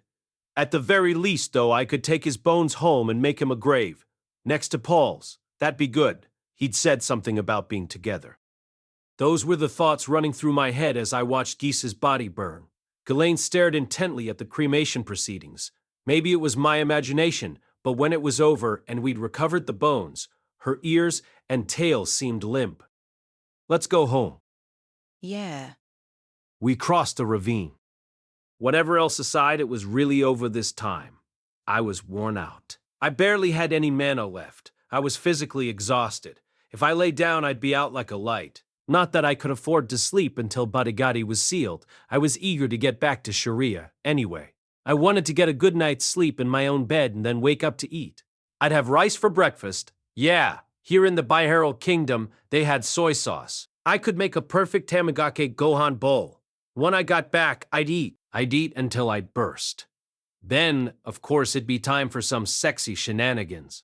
Rudeus the Celibate had died with Geese, Sylphie or Roxy, or Eris. Who to pick? Scratch that, how about all three at once? Eris wouldn't like it, but surely it'd be all right to ask her, just this once. Chances like this didn't come along every day, right? Right, the post-mortem for this battle could wait until later. For now, I'd forget what Geese had said. Now, it was time to rest. I was exhausted. Rudeus. As I walked, dragging myself wearily along with every step, I heard a voice from behind me. It was Rajert. He was walking at the back of our group and had turned to look behind him, back at the ravine. What's the matter? An enemy. What? There was a hand clinging to the edge of the ravine. A hand. A hand. Something was climbing up out of the ravine. But what? Never mind, there was no point wasting words on it. The hand shone gold. It wore a golden gauntlet. You're kidding.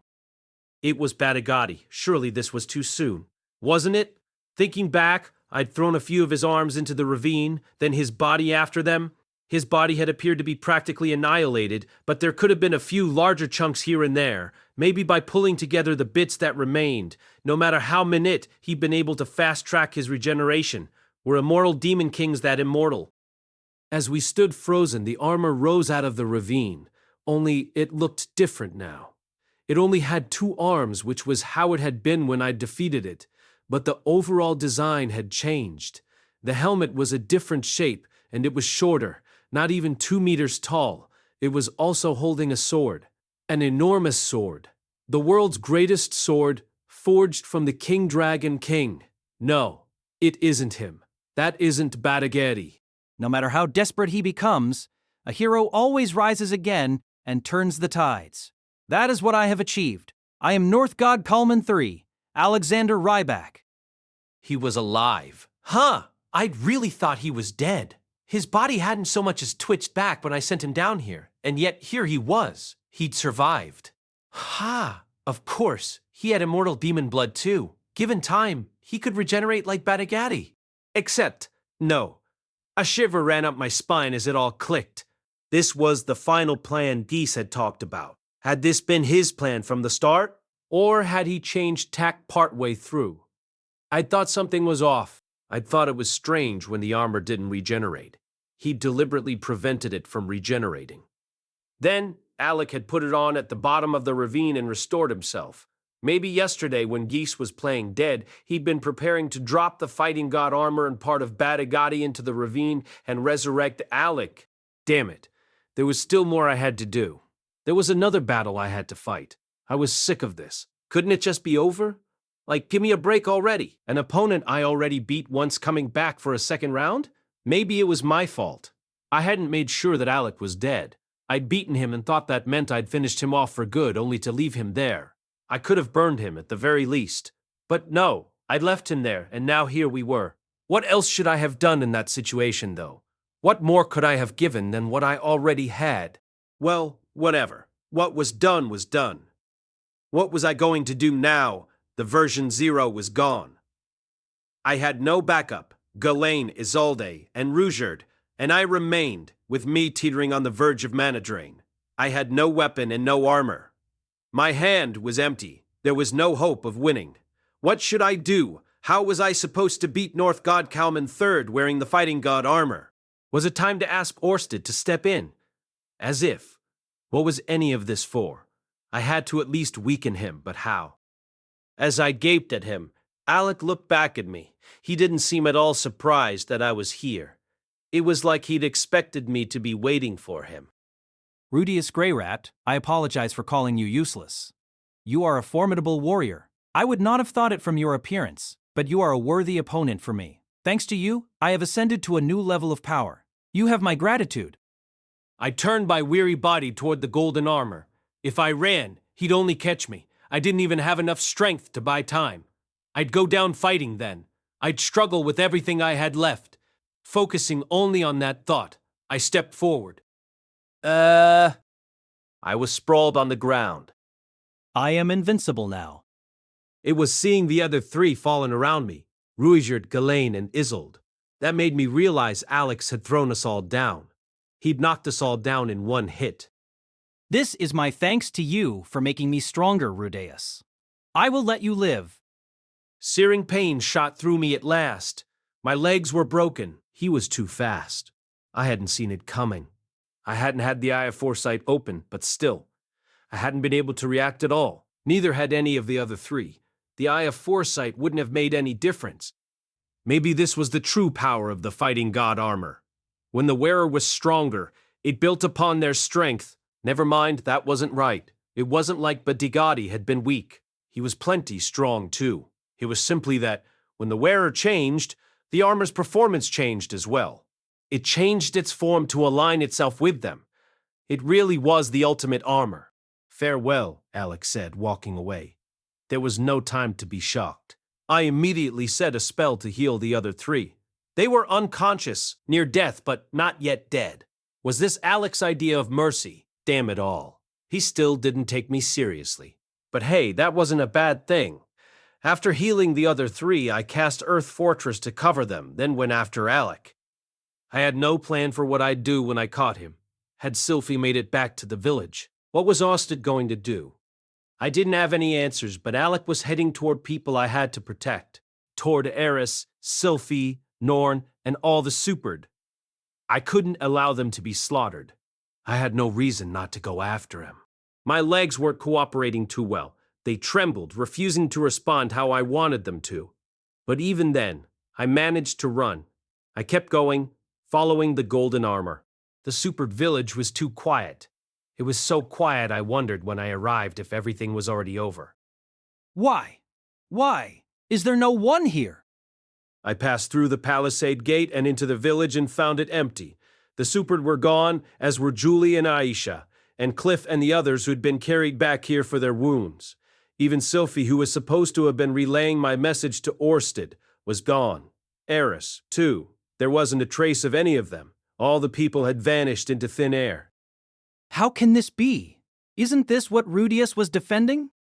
It was. I was defending this place. This was bizarre.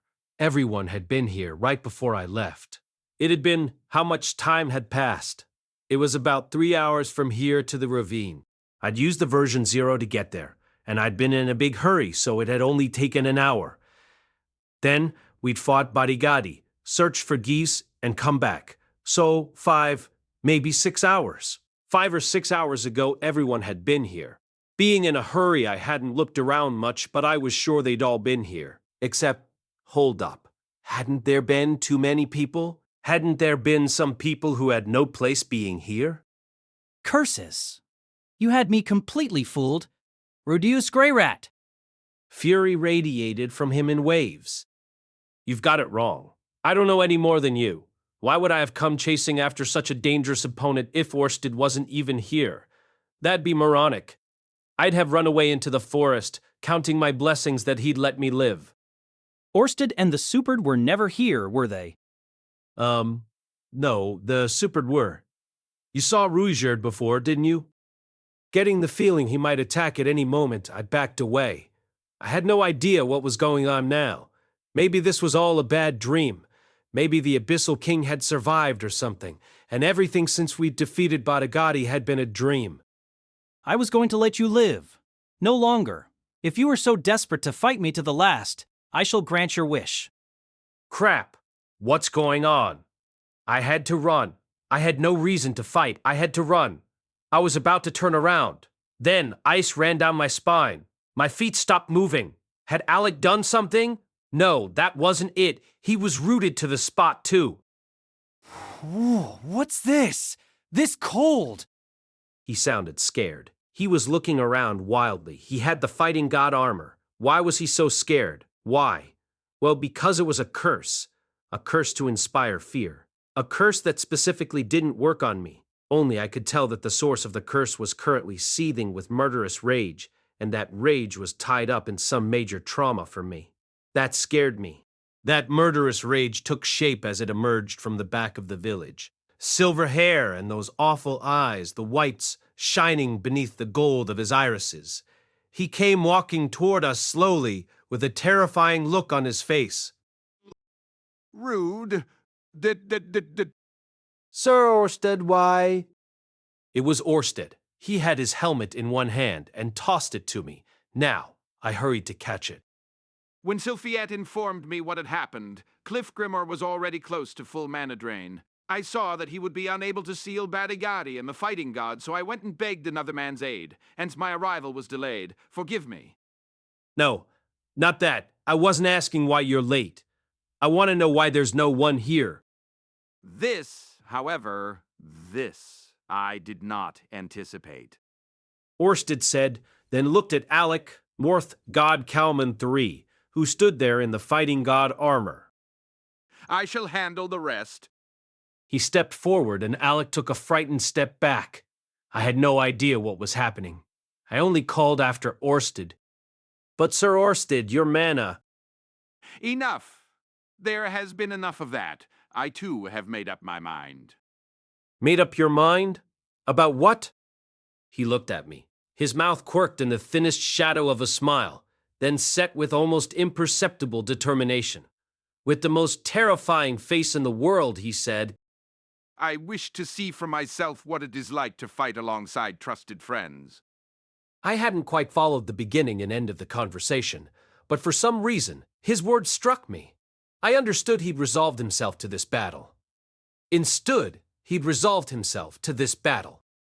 Okay, then I'll leave you to deal with the rest. I stepped back. There was nothing more for me to say. I was supposed to be thinking that I couldn't allow Orsted to fight, and yet I could feel a little smile tugging at my mouth. I'd misjudged a little. Not one thing in particular exactly. It was just that Orsted had let me in more than I'd thought. He thought of me as his ally on an emotional level, not just in his calculations. He wanted to fight alongside his friends, not allies, friends. From now on, he would not be alone, but with me. He wouldn't use me, but rather stand at my side. Now I knew we couldn't lose. I thought I'd failed to achieve a goal, but I'd won something else. Now then, North God Kalman III, Alexander Rybuck. So it's you. Your dragon god Orsted. When Orsted called his name, Alec raised the King Dragon Blade Kajaka. He was wielding both the fighting god armor and the King Dragon Blade. They made for a devastatingly powerful combo. He wouldn't consider tossing just one of them to the side, would he? Was there anything I could do here? Perfect. Orsted, it seemed, thought differently. As Alec raised his blade, a smile of confidence flashed across his face. That smile was terrifying enough to turn everything around it to ice. With both the fighting god armor and the king dragon blade, there be no excuses when you lose, will there? You? Do you? Do you mock me? I do not. Orsted put his hands together and then slowly drew them apart. Something emerged from the palm of his left hand. It was a sword, and when I saw it, my knees began to knock together. I'd only seen that sword once before. Orsted had only called it the Dragon Blade. All I knew was that it consumed a massive volume of mana. My sole desire is to beat you down utterly and to break you. He held the sword out, pointing it at Alec's eyes. Alec's fury rose to the surface, the air crackling with his wish to see Orsted dead. He raised the King Dragon Blade. Try it then. Dragon God Orsted faced off against North God Alexander in the fighting god armor. The true and actual final battle had begun. About 10 minutes later, around a quarter of the forest around the ravine of the earthworm was gone. Amid the now scorched and barren wasteland, scattered with mounds of splintered trees, there knelt a boy missing both his arms. A sword pressed into his throat. The boy looked up at its wielder in blank shock. A man with silver hair and distinctive eyes stared back. He didn't have a scratch on him. Looking at him standing there unscathed, you'd think there hadn't been a battle at all. The only clue was a spattering of dirt on his clothing. Choose. Become my follower or die.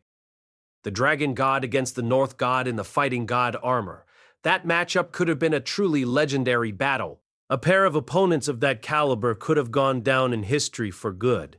Sadly, the actual battle was nothing so grand. It was too devastatingly one-sided for that. Honestly, it was tough for me to put it into words. I watched it, getting caught in the melee and narrowly escaping death as I did so, but they moved so fast I could hardly see anything. Even with the eye of foresight, I couldn't tell what either of them were doing. The only thing I saw for sure was that Orsted always had the upper hand. I could tell that every time Alec tried to turn things around, Orsted smashed him into utter submission. He was completely outmatched. Even with the fighting god armor and the King Dragon Blade, he couldn't touch a hair on Orsted's head. The armor was smashed to pieces, which were now beginning to regenerate, but they had detached from Alec's body. The King Dragon Blade lay on the ground nearby along with his arm. Alec had long since lost all will to fight. He looked up at Orsted, his face petrified with fear. Tears streamed from his defeated eyes, and his mouth hung half open. The boy who'd boasted of becoming a hero was gone. In his place was a whimpering puppy, its spirit entirely broken. After a long silence, at last he spoke. I will become your follower. And now, this time, the battle really was over. A month passed. I was standing near the edge of the forest in which lay the ravine of the earthworm. Around me stood simply constructed wooden houses. In a clearing where the trees had been cut down, a jumble of people walked this way and that. There were supered, human carpenters and laborers hired from the Baihero Kingdom woodcutters and the Ruquag mercenaries. Hey, big bro, could I get you to clear a few trees over on the eastern side of the forest? Naturally, Aisha was there too. She strode about the village and issued instructions to everyone. After getting her orders, the mercenaries were then under the command of Linnea and Persenna. Watching this, you'd be hard-pressed to say who the real company leader was. Yeah, no problem. I was working alongside them to rebuild the supered village. I cleared trees with magic. Then, I used earth magic to build foundations for houses and a road from the village to the earthworm ravine. There was lots to be done. I'm sure you're burning to know why Aisha and the Ruquag mercenary band were wandering around here, and why, when Alex showed up, no one was to be found except Orsted. I guess I'd better explain. It's a short story. It was all Aisha's scheme. Okay, well, scheme sounds like she was getting up to mischief, so let's call it work. It was all Aisha's work. When the teleportation circles and communication tablets stopped working, she and the mercenary company had been thrown into chaos. With their lines of contact with far-off nations cut off, unease, then panic set in. Not for Aisha, though. She stayed calm and coolly assessed the situation. They were close to the border. If the fighting had already begun, they wouldn't get there in time, and there wouldn't be much they could do. She concluded that, as there was a strong possibility that Geese might flee the scene, they would work on getting the teleportation circles running again, in other words, restoring infrastructure. The trouble was that in addition to the teleportation circles, all the magic circles back at the office that corresponded to the spare magic circles she had on her had been destroyed. There was nothing she could do. I'd have given up there, in her shoes. I did give up. But see, Aisha had a brainwave. Her genius brain remembered that a certain individual had a secret technique. This technique allowed one to draw a new magic circle corresponding to a teleportation circle whose pair had been destroyed, and thereby travel to where you wanted to go. The individual in question, Simone, you know the answer. It was none other than Armored Dragon King Perugius Dola. To request his aid, Aisha had hunted down a monument to the 7 great powers that stood near the border. When she found it, she used Perugius's flute to travel to the floating fortress.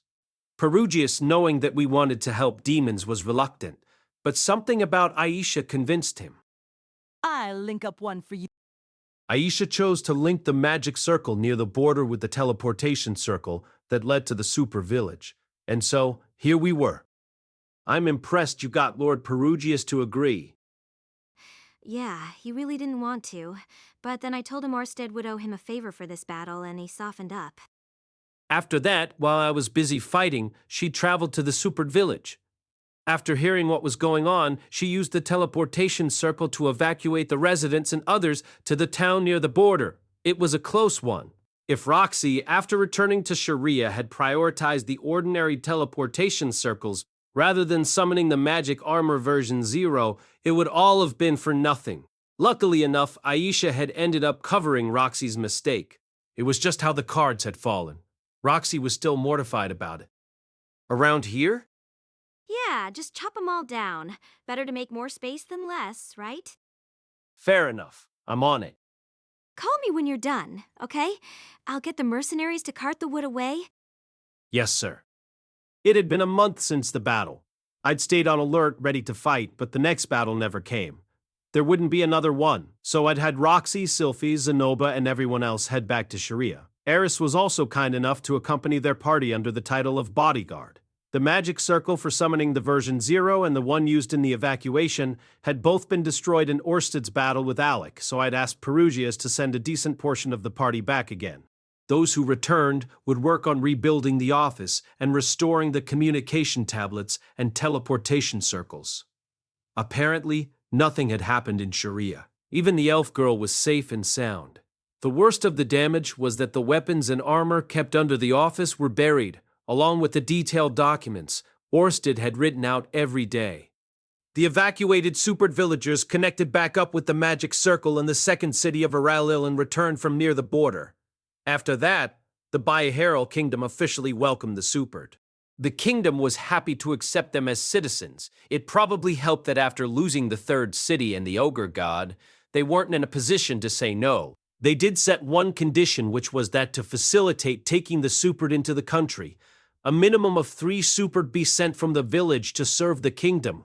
This was how it had been when establishing peace with the ogres, reportedly. Those 3 envoys had been chosen and were now working toward restoring the village. If the restoration continued without any problems, the supered would have a home in the Byaheral kingdom before long. We had defeated the disciples and made the supered, the ogres, and the Byaheral kingdom our allies. We'd won, but could this really be called victory? Master Rudeus. Oh, Sandor. While cutting down trees, lost in my thoughts, Sandor appeared behind me. He wasn't alone either. Ghislaine, Isolde, and Doga were with him. Sandor had come back around 10 days after the battle ended. Not only had the fighting god dealt him a mortal wound, he'd also been thrown into the ocean. He somehow managed to drift to Ogre Island, where he took some time to recover. It was impressive that he had taken on the fighting god and made it back alive. Only when I saw him again, he looked uncomfortable. I guess maybe when you went by the name of Northgod Kalman, losing in and of itself was an embarrassment. Or wait, maybe it had nothing to do with that, and he was embarrassed because he'd been acting like such a big shot all the time. Hey, what do you need? Oh, nothing. We're planning on returning to Asura soon, you see. So we came to say our farewells. Right. Their work here was over. They were Ariel's subjects at the end of the day, so if there was no fighting to be done, they had to go home. Sandor, thank you. We'd never have made it this far if not for you. Please, it's Queen Ariel you owe your thanks to. Sure thing. Please tell Her Majesty to let me know right away if she ever runs into trouble. Tell her I won't hesitate to help.